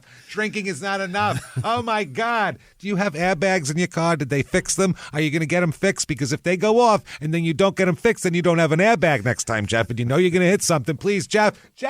Jeff, come here. What are you doing? Jeff, why are you running into things? Why are you doing things like this? Jeff, please, Jeff, eat. I made a nice, look how nice this is for you. I made Mason and Menegot. Come on, sit down. Jeff, please. Oh, my God, Jeff, you're killing me. Ah! And poof, in a explosion of sauce and house coats, she's gone. And very confusing. Jeff doesn't know what's going on. He's from North Carolina and not Italian at all, so he's very confused. Did I give my mom cancer? What was that about? Like, what the hell's going on? What happened? Is this my fault? So, was that the ghost of my mom? What's going on? So, 2019, he's on it's a Saturday morning at a downtown Myrtle Beach hotel. Yep. He was apparently passed out in a public stairwell. Stop it. Reeking of booze. Before the cops had to intervene here. Oh, my God. Just passed out. He admitted to drinking vodka before they found him passed out in the stairwell. Yeah. He's going to be charged with public intoxication from that. It was the Ocean Enclave by Hilton Grand Vacations at 1600 North Ocean Boulevard. Sounds like too nice of a place to be drunkenly passed out in a stairway. It's a place where that gets noticed, that's for sure. Yeah. Especially if you look like Jeff. They're like, Jesus, some weird guy with crazy hair. He's over there. When the police arrived, they arrested him without incident. He never fights the cops or anything. He's always like, oh, yeah, I'm fucked up. Yeah. He's released on less than $200 bond. Now, public intoxication can be punished by up to 30 days in jail and a $500 fine, but apparently he paid a $153 ticket, and that closed the case. Yeah, I'm sure those depend on your behavior while fucking drunk in public. No shit. WWE provided this statement, quote, Jeff Hardy is responsible for his own personal actions. In other How words, about you guys we won't take say some anything. fucking responsibility for Yeah, once? no. How about you Actually- say we've really kicked this guy's ass and he's probably medicating? He's probably medicating, probably got some brain damage. He has to take drug tests, so he's Yeah. drinking rather than doing drugs. This is a Certainly fucking got some problem. mental health issues. We keep sending him out there, even though I'm sure his body is way too fucked up to be doing this Yeah. anymore. Right. The NFL has to take responsibility every time one of their people knocks a fucking woman out in an elevator. Right. It's a big deal to them. But when it happens in the WWE, they go, they're responsible for their own personal actions, independent contractor, goodbye. He's in his 40s. Yeah. Then they take all 600 items of their merch off their site immediately. That's how it works. Fuck out of here. Oh, they're throwback shit they're still selling. Yeah, exactly. Now, the problem with this also is of Jeff is responsible for his own actions. Apparently, just mere days before this happened here. Oh, no. I'm sorry. That was that day. Now there's a different day. Now, October 2nd, 2019. Oh, my God. So close. Okay, later on in the year. He talks to Vince McMahon. I don't know if he talked directly to Vince McMahon, but he talked to higher-ups in the WWE. I don't know where Vince was or whatever, but he said, quote, I called WWE and said, I need help. I need treatment. There's something wrong with me with this alcohol thing. Yeah. So he called. What a weird thing to say. How do you minimize that? This alcohol thing. But he said, I need help. I need treatment. There's something wrong with me. Yes. Okay. That's a start. Yes. He goes to them and they go, well, we will figure it out. Okay. They don't immediately say, okay, we got you an appointment. Go there right this minute. None of that shit. Okay. Yeah. Then the next day, October 3rd, he's arrested again. Yeah, of course he is. For driving while impaired again. Oh, my God. Yeah, he just said, help me. I can't fucking control my alcohol. And they went, we'll figure it out. And then he gets arrested the next day. So I'm kind of sad for him here because he tried to get help the day before. A little bit. That's all he could do. That's all he knew how to do. He works for them. He can't just go into rehab because then he'll get fired because of his schedule. They have to send him into rehab so he doesn't get fired. So Yes. it makes sense. He went about proper channels. But if he goes and gets super hammered, I need him to walk and yes, pass definitely. out in a stairwell. Get arrested for that shit. Definitely. Not behind the fucking wheel, Jeff. Have you heard of Sonny Sitch, sir? Oh my God! Well, and you could. Luckily, he hasn't hit anybody. Right. But you could make a case for. You could make a case for. He's responsible for his own personal actions and the ones before. But when he comes to you the day before, and then he gets fucked up, then it's like, okay, well, where were you guys then? Why didn't you keep getting him? You know what kind of guy he is. Directly on your doorstep. Yeah. He apparently he's booked for driving while impaired and, of course, a revoked driver's license as well. He had another thing is he got pulled over, okay, is in Moore County, North Carolina. He's fucked up. He's drunk. He's got no license, and he's got a fucked up bloody nose as well. So the cops are looking at the car. That's not damaged, so it's not from a car accident because they're like, what the fuck happened to you? What's up with your nose? He said, why are you all bloody? He said, you got in a fight with my wife earlier. Oh, God. Don't say that. Okay. They ignore that. What? Yeah. That's nice fucking game, right? They ignore that. And the reason they pulled him over, they got a tip about a reckless driver that night, and they ended up finding him. When they found him, he was parked in front of a liquor store. Yep. They found the car by the license plate parked in front of the liquor store, so they sat behind it. They just sat in the parking lot and waited. He came out with a case of beer out of the liquor store, put it in the car, drove away, and they pulled him over for weaving all over the fucking road. Yeah. So, he did all that.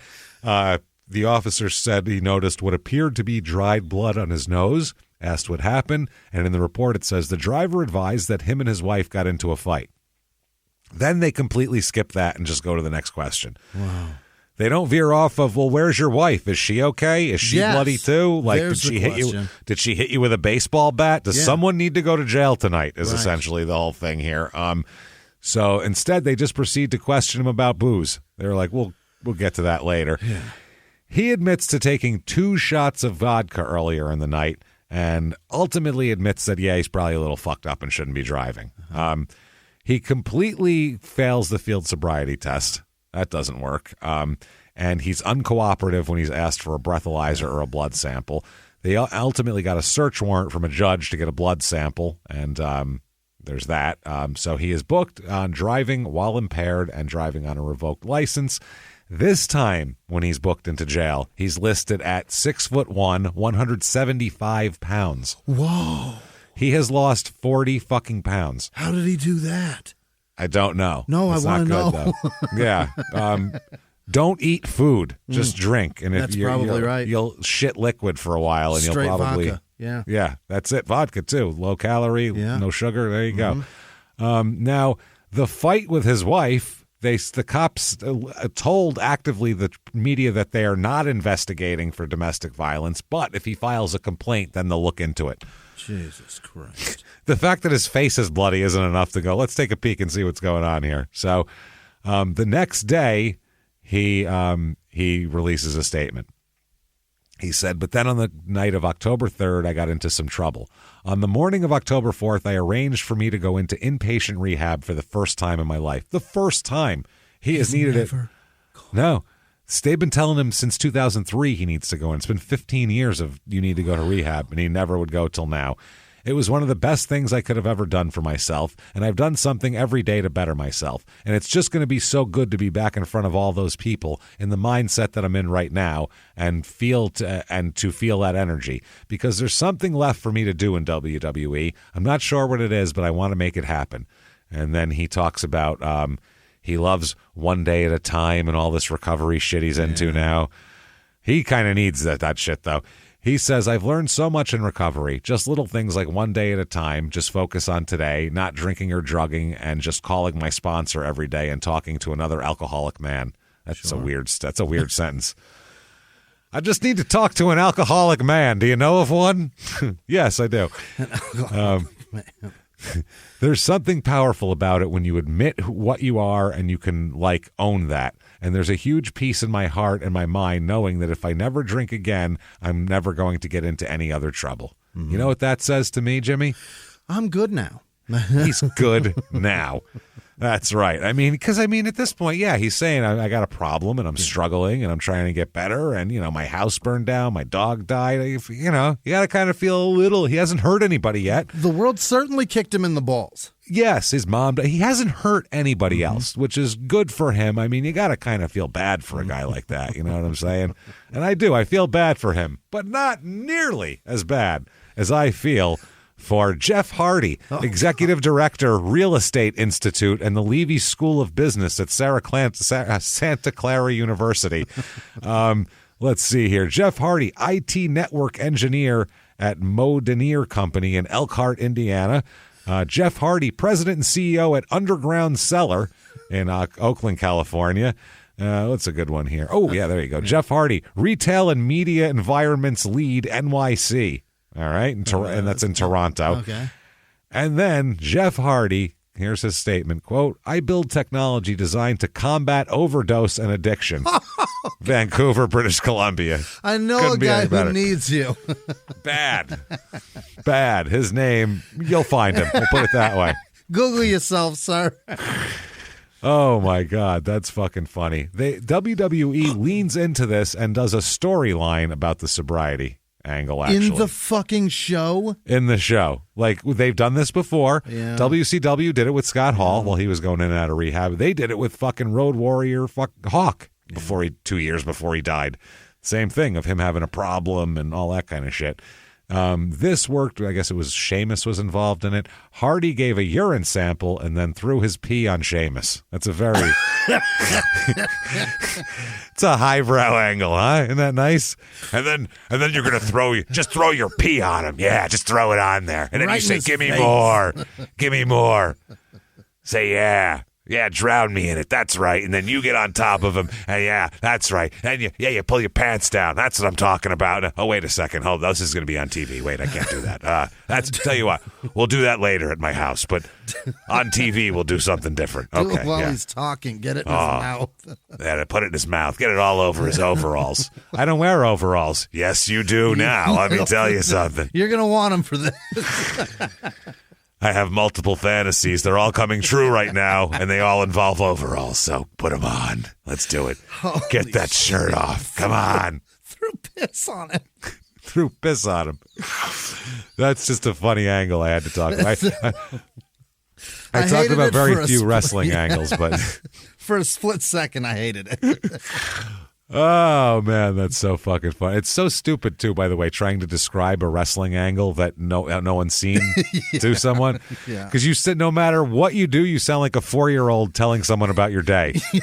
You're just like, and then we did that, and then they went there, and then the thing was green, and he jumped off from a high place, and then you sound so stupid unless someone sees it. And then you go, splashed down on his chest, and then he won. And then he threw his pee on him. I don't think that happened. And it did. Sure in the fuck. 2021, he says, quote, music is my big thing. Yeah, it's probably my number one hobby now, and that's what's drafting me away from wrestling. But my passion is still there. I still love it. I still get just as nervous as always before I go out for a match. I can't say that I love it more than I love life, like Matt has said, because he is 100% dedicated to pro wrestling. I give my heart and soul, but I give it to other things. But I give other things my heart and soul as well. And I still try to follow my heart and go wherever it takes me. I can't give up the things I really enjoy. I don't plan to stop wrestling at all. If anything, I'll just take a break within the next few years just to see what happens with the music. But I don't plan to quit wrestling at all. To see what, yeah. A lot of bands break out with a bunch of guys in their mid-40s. That's usually they get as hot long as quick. your drummer gives you a ride to the gigs, whatever, man. I could give a fuck. Yeah, live just your don't life. drive. December 5th, 2021. It's a WWE SmackDown house show in Edinburgh, Texas.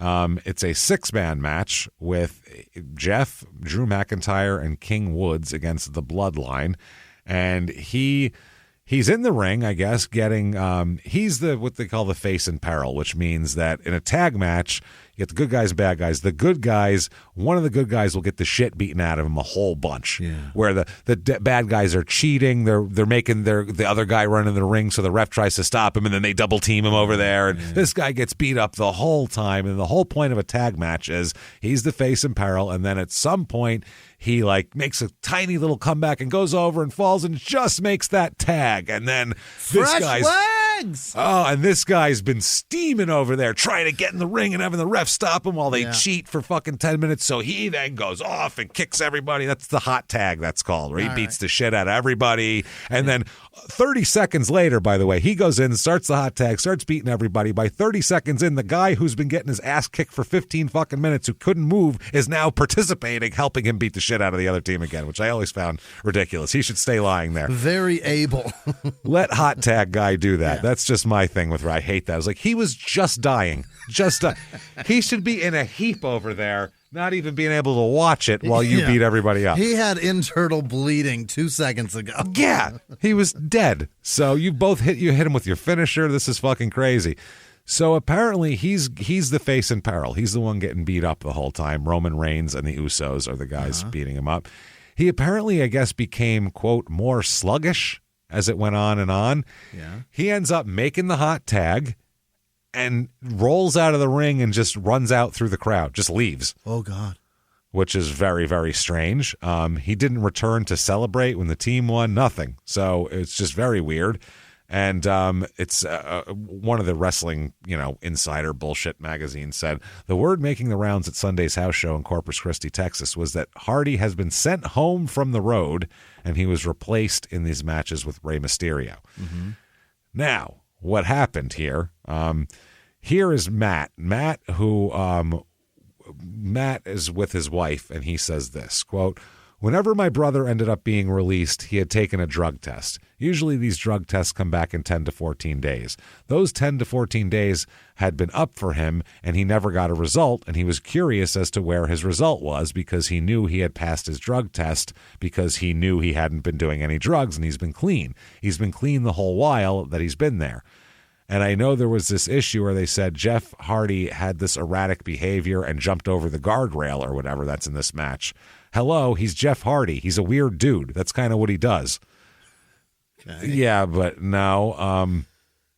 So they asked the wife, or the wife asks him if the erratic behavior has been addressed by anyone, And Matt says, well, the erratic behavior is why they gave him a drug test and they sent him home.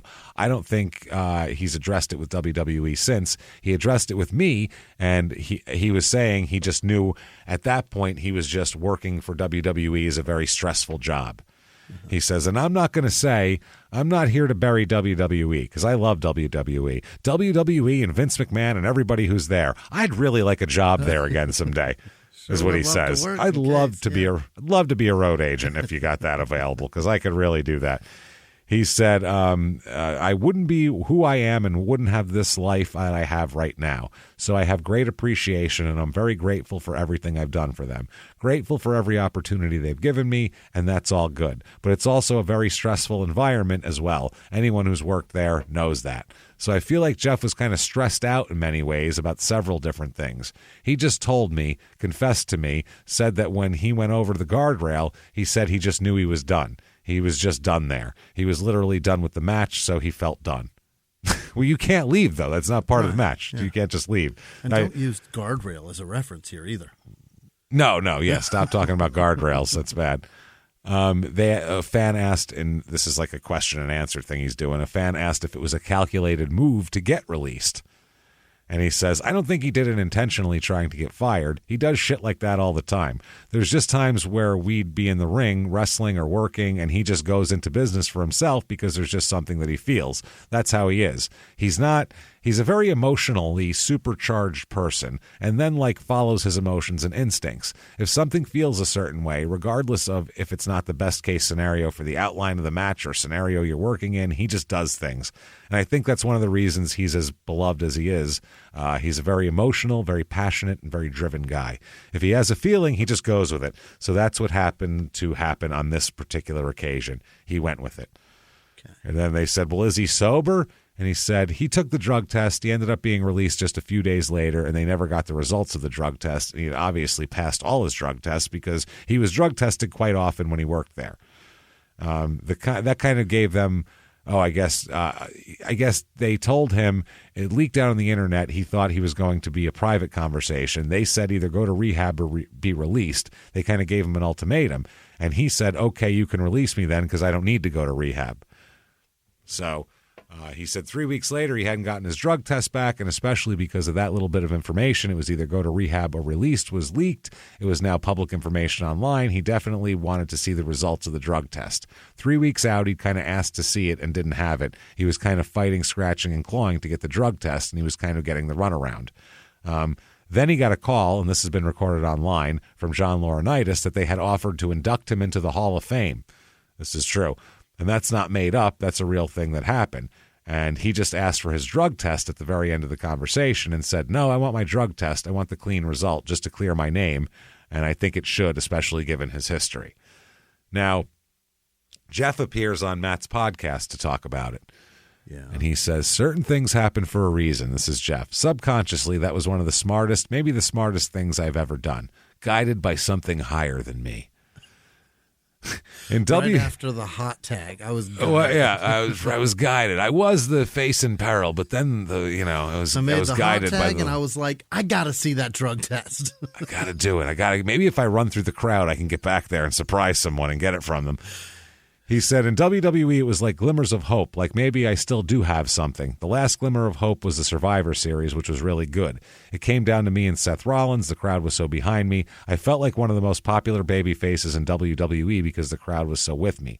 Then there's other times I just felt like a ghost roaming the halls, and I'm like, why am I even here? I don't feel important at all. But I kept doing my deal.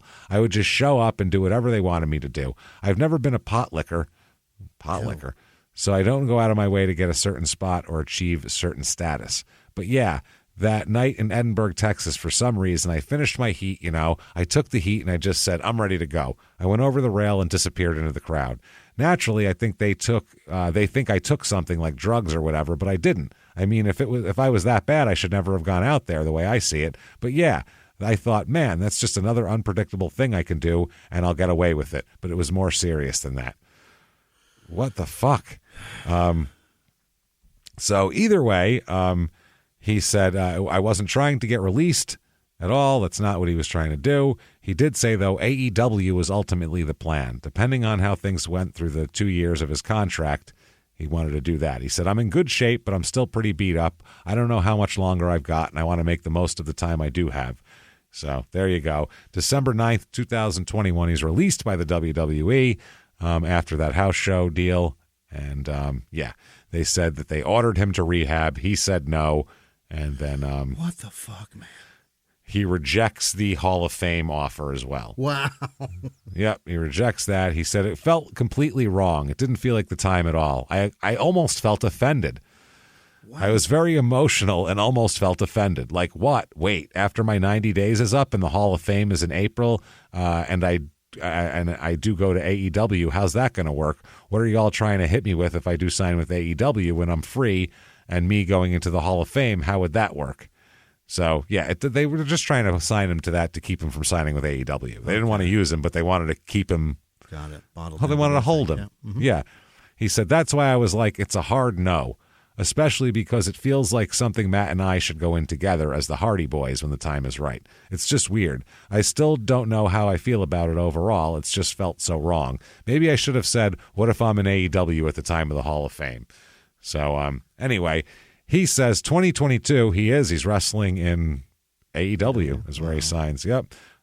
He signs on there, but June 13th, 2022. So far, he had a match in AEW the 29th of May. The Hardys, Matt and Jeff, against the Young Bucks here, and that was their big pay-per-view match there.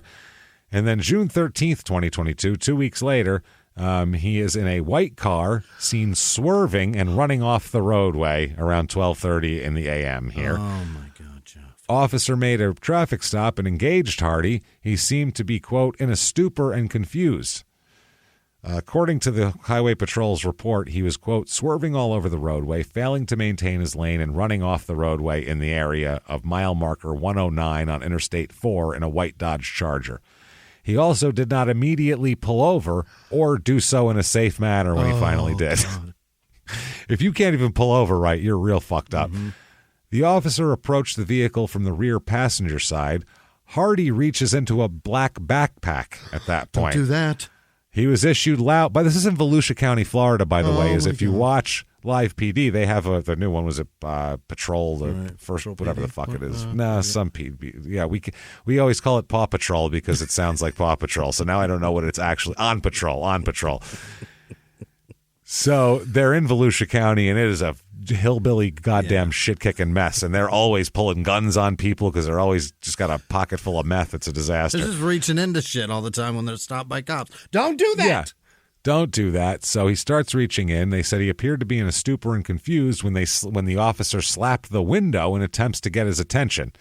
He reached into the bag. They said, hey, get your fucking hands out of the bag. He was like, oh, kind of half out of it. He exits the vehicle without any issues, but appears to be unsteady on his feet, displayed orbital sway, reeked of alcohol, reeked of the odor of an alcoholic beverage, and was confused. He admitted to drinking Fireball shots before he drove. What? He does 2 breathalyzer readings. Yeah. Now, keep in mind, 0.08 is the legal limit. Right. He beats his previous record, though. That's good. He was 0.25 before. He blows a 0.294 and a 0.291. Oh, God. Hammered. Oh, Jesus. They took him, I guess, off of the highway into a parking lot where they were going to have him perform sobriety exercises, and they said it could not be done successfully without risk of falling. This was the one where he couldn't do it without falling. This is all captured on police video. It's online. You can watch all of this shit. He's all fucked up. You can see the cops stop him right from the start, everything. So he didn't comply at first. By the way, both cops had to pull their guns out to get him out of the car. Yeah. He's out of the car at gunpoint. He eventually opens his door without issue. They were able to get him out of the car. He's wearing a Jacksonville Jaguars T-shirt this whole time. Yeah. He's stumbling around, mumbling and like whispering answers wearing a Jaguars T-shirt. It's bad promo for the team. My God. Holy shit, dude. Officers take him away from the highway. Like I said, he can't do anything, so he's under arrest for a DUI. way higher than that needs to be here. Also, he's driving on a suspended license, violating a restriction which required him to have a DUI interlock device in his vehicle. Oh, he's in so much trouble now. Yeah. 12 hours before he got pulled over, by the way, there's a video from 12 hours before where he's hanging out with people and he takes a big swig from a cup and says whiskey is, quote, my best friend and my worst enemy. Nothing's ever been more true. 12 hours before all this type of shit, man. The video, he was in Orlando for a wrestling convention and signing autographs for people in a conference room. And that's when he said, whiskey's my best friend, my worst enemy. And then he's smiling and people are laughing and all that kind of shit. Have more Fireball, Jeff. This is great. No, I don't need to drive. I'm sure I could drive fine. There's no guardrails. So the next day, he's suspended by AEW. Tony Khan says that they do not condone Jeff's alleged behavior. He also says, we've made it clear to Jeff that we'll assist in getting him treatment for substance abuse issues, which he has indicated that he's open to receiving. In the interim, he is suspended without pay, and he can only return to AEW upon successfully completing treatment and maintaining his sobriety. That's better than he's responsible for his own actions. That's better than that. But so he reached out, they gave him help, then they reached out to give him more help, and he declined, went over here and pulled this shit. That's what happens when one company's had enough with him. He just goes and signs with the other one who enough time has gone by where they're like, I'm sure he's fine now. Right. And that's what he keeps doing because he's a star and they keep doing it. He says recovery isn't a linear process and I'll continue doing whatever I can to help my brother. Oh, this is Matt saying being healthy and well is the most important thing for Jeff, his children, and our family at this time. He's going to plead not guilty to this, saying that all charges he didn't do, this is all bullshit, even though there's a video of him stumbling around in a Jaguars t-shirt, being obviously shit-faced. Double breathalyzers. It's wild. He is currently doing shit with Parox Y because he hasn't wrestled since May of 2022, and he's tours with them and all that sort of thing. Can't get enough of Jeff Hardy? Ooh, well, become a Florida police officer. Buy his albums, go see his sculpture, or... just wait a little while because he'll be back in a major wrestling thing as soon as it all blows over and it's out of the news. So don't worry about it. He'll be back and he'll fuck it up again. And we wish he would stop. I hope that he stops. Oh, my God. Seems like a decent guy. James, what if he kills somebody? God damn it, man. He's going to kill himself. He's going to kill himself.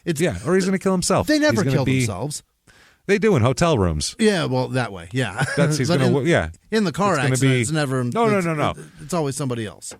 No, but it's going to be an Eddie Guerrero, Kurt Hennig, one of these situations where they find him dead in some shit hotel room in the middle of the middle of Virginia somewhere where he was in for a card with pills and booze. I feel Jupiter, Florida, before the cop can stop him. That's where I feel it. It sucks, man. There too. So either way, that is Jeff Hardy, the long-awaited Jeff Hardy. He is we root for Jeff because he's a mess at the moment. So there we go. We went from last week an old-timey story in the 1800s to this week something that goes right up until today. Way too recent.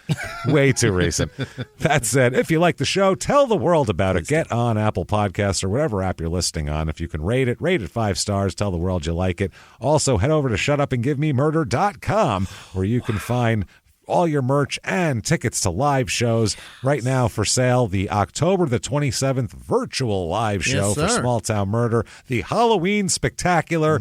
It'll be creepy, Halloweeny. We'll do it all up just like a regular live show, except you are in your living rooms. That's the only difference. And we're in a place, same thing with the screen and the pictures and jokes, and you see it all. And it'll be available for 7 days after the show as well. So you can watch it through Thanksgiving. You can watch it 5 times if you want. You can do anything you want with it for 7 days. That is shutupandgivememurder.com or go to moment.co/smalltownmurder. If you'd like to follow the show on social media, very easy to do, at Crime and Sports on Twitter and Facebook, at Small Town Murder on Instagram. And yes, that said as well, Patreon, my God, is hot. Yeah. It's hot, Jimmy. Patreon.com/Crime and Sports is where you get all of the bonus episodes. Yeah. So many bonus episodes to talk about here, too. For $5 or above, you're going to get hundreds of 100+ episodes to binge. Yeah. You're going to get everything, and you're going to get a new show every other week. 2 new shows, one Crime and Sports, one Small Town Murder. This week, what you're going to get for Crime and Sports, we're going to talk about the Danbury Thrashers. There's a good documentary on them. You can get started with that. We'll go a little bit deeper into the mob stuff and the crime, because it's a minor league hockey team that a mobster bought for his son. Right. And it's very interesting. And then for Small Town Murder, we are going to do some really interesting stuff. We're going to talk about the whole Heyman Lee, Adnan Syed serial, the whole thing. It's a lot. We feel like we need to talk about it, mainly because anybody who is making a living podcasting owes that living to Heyman Lee. For sure. It's creepy to say that, but... It's horrible to say, but it's true. Serial made podcasting a business. It did. It made it a real business where corporate America looked at it and went, wow, we need to start putting money into this. It's something. It showed the potential of it, and it's very sad that it had to be a dead teenage girl and some kid who was just been released on his wrongful conviction there. Yeah. So that's all very sad. And we're going to talk about it and also talk about our opinions on the case. What do we think? Because I've done so much research on all of the actual evidence of it. I have plenty of my own opinions to get into on it. So we'll talk about it. Who do you think did it? Well, we'll talk all about it. That is patreon.com/crime and sports. And you're going to get a shout out. When are you going to get that shout out? Right now. Right fucking now. Jimmy, hit me with the names of the people who would never, ever drive 5 feet on a guardrail and then say they weren't fucked up. Have the balls to say that. Jimmy, hit me with that list. This week's executive producers are Craig Ventura, Amanda Wills, Bathroom Floor Cherry Popper. Ew, what? Oh, God, that is Jesus. Disgusting. What the... Also, happy birthday, That's a terrible name. Madison Laurohr. Right after that gross shit, happy birthday, Madison. Happy birthday, yay. Other producers this week are Peter Schmuck, Myron Spermstein. Spermstain, I imagine. Spermstain? Jerry, what is happening, guys? Peyton Meadows, Paradise Campbell, cheer up, bitch. Doofus McDoofus, David Fartsburg, and his family, James. Martin Harvey. The whole Fartsburg clan.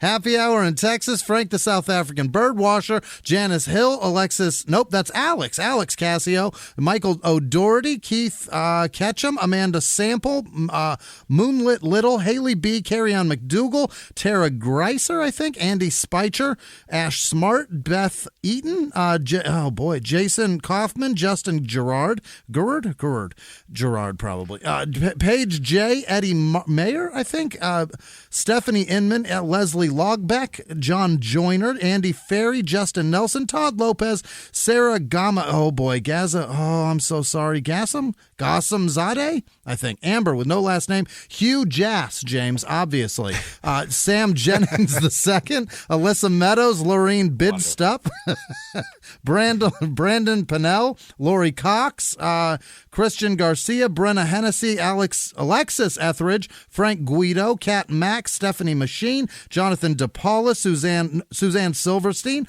Abigail Harris, Robert Nelson, Adam DeRozier, Jason Pounds, probably, Grace Dumas, Chris Butemeyer.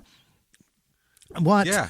Casper Lago, Aaron Lilly, I think, Tim Egan, Bob with no last name, Mike Kozlowski, Kate Ariel, Sarah Keach, Sherry Gillis, John Seaton, Beth Donovan, Chad Bishop, Sheila Torres, E. Muncie, I think, Robert Stanford, David Barnes, Matt Stromsode, E.A. Wakefield, Jennifer Speroni, I think, maybe Sperone, I don't know. Brian Carter. Put a pronunciation key in there for my man. Oh, God, Jesus, I just burped.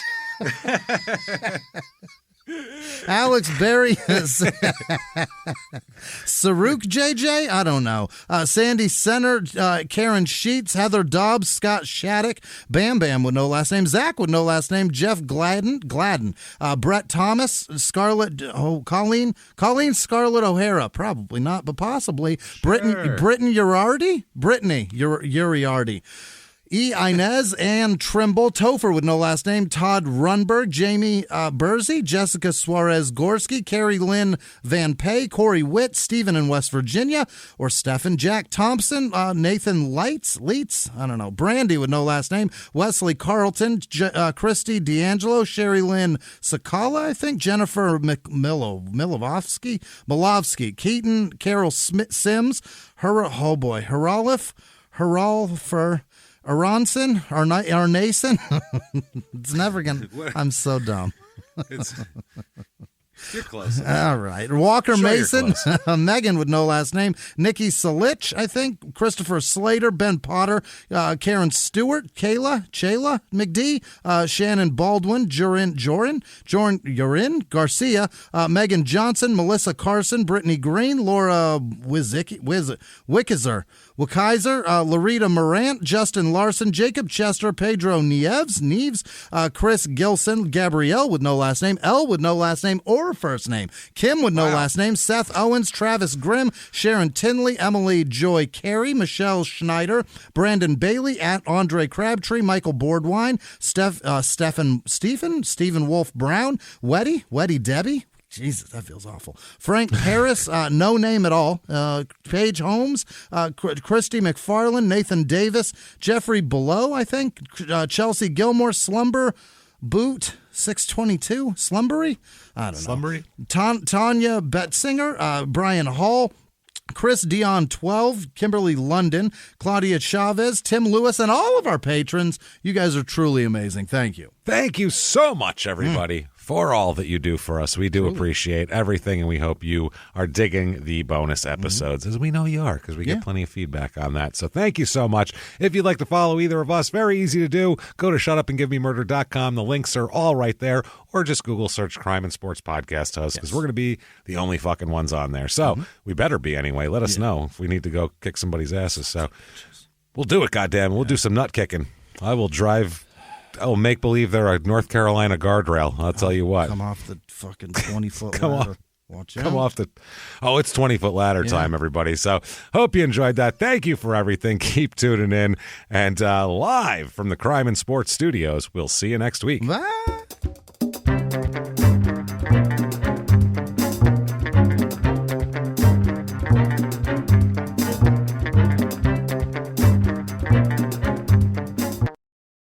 If you like crime and sports, you can listen early and ad-free now by joining Wondery Plus in the Wondery app or on Apple Podcasts. Prime members can listen early and ad-free on Amazon Music. Before you go, tell us about yourself by filling out a short survey at Wondery.com/survey.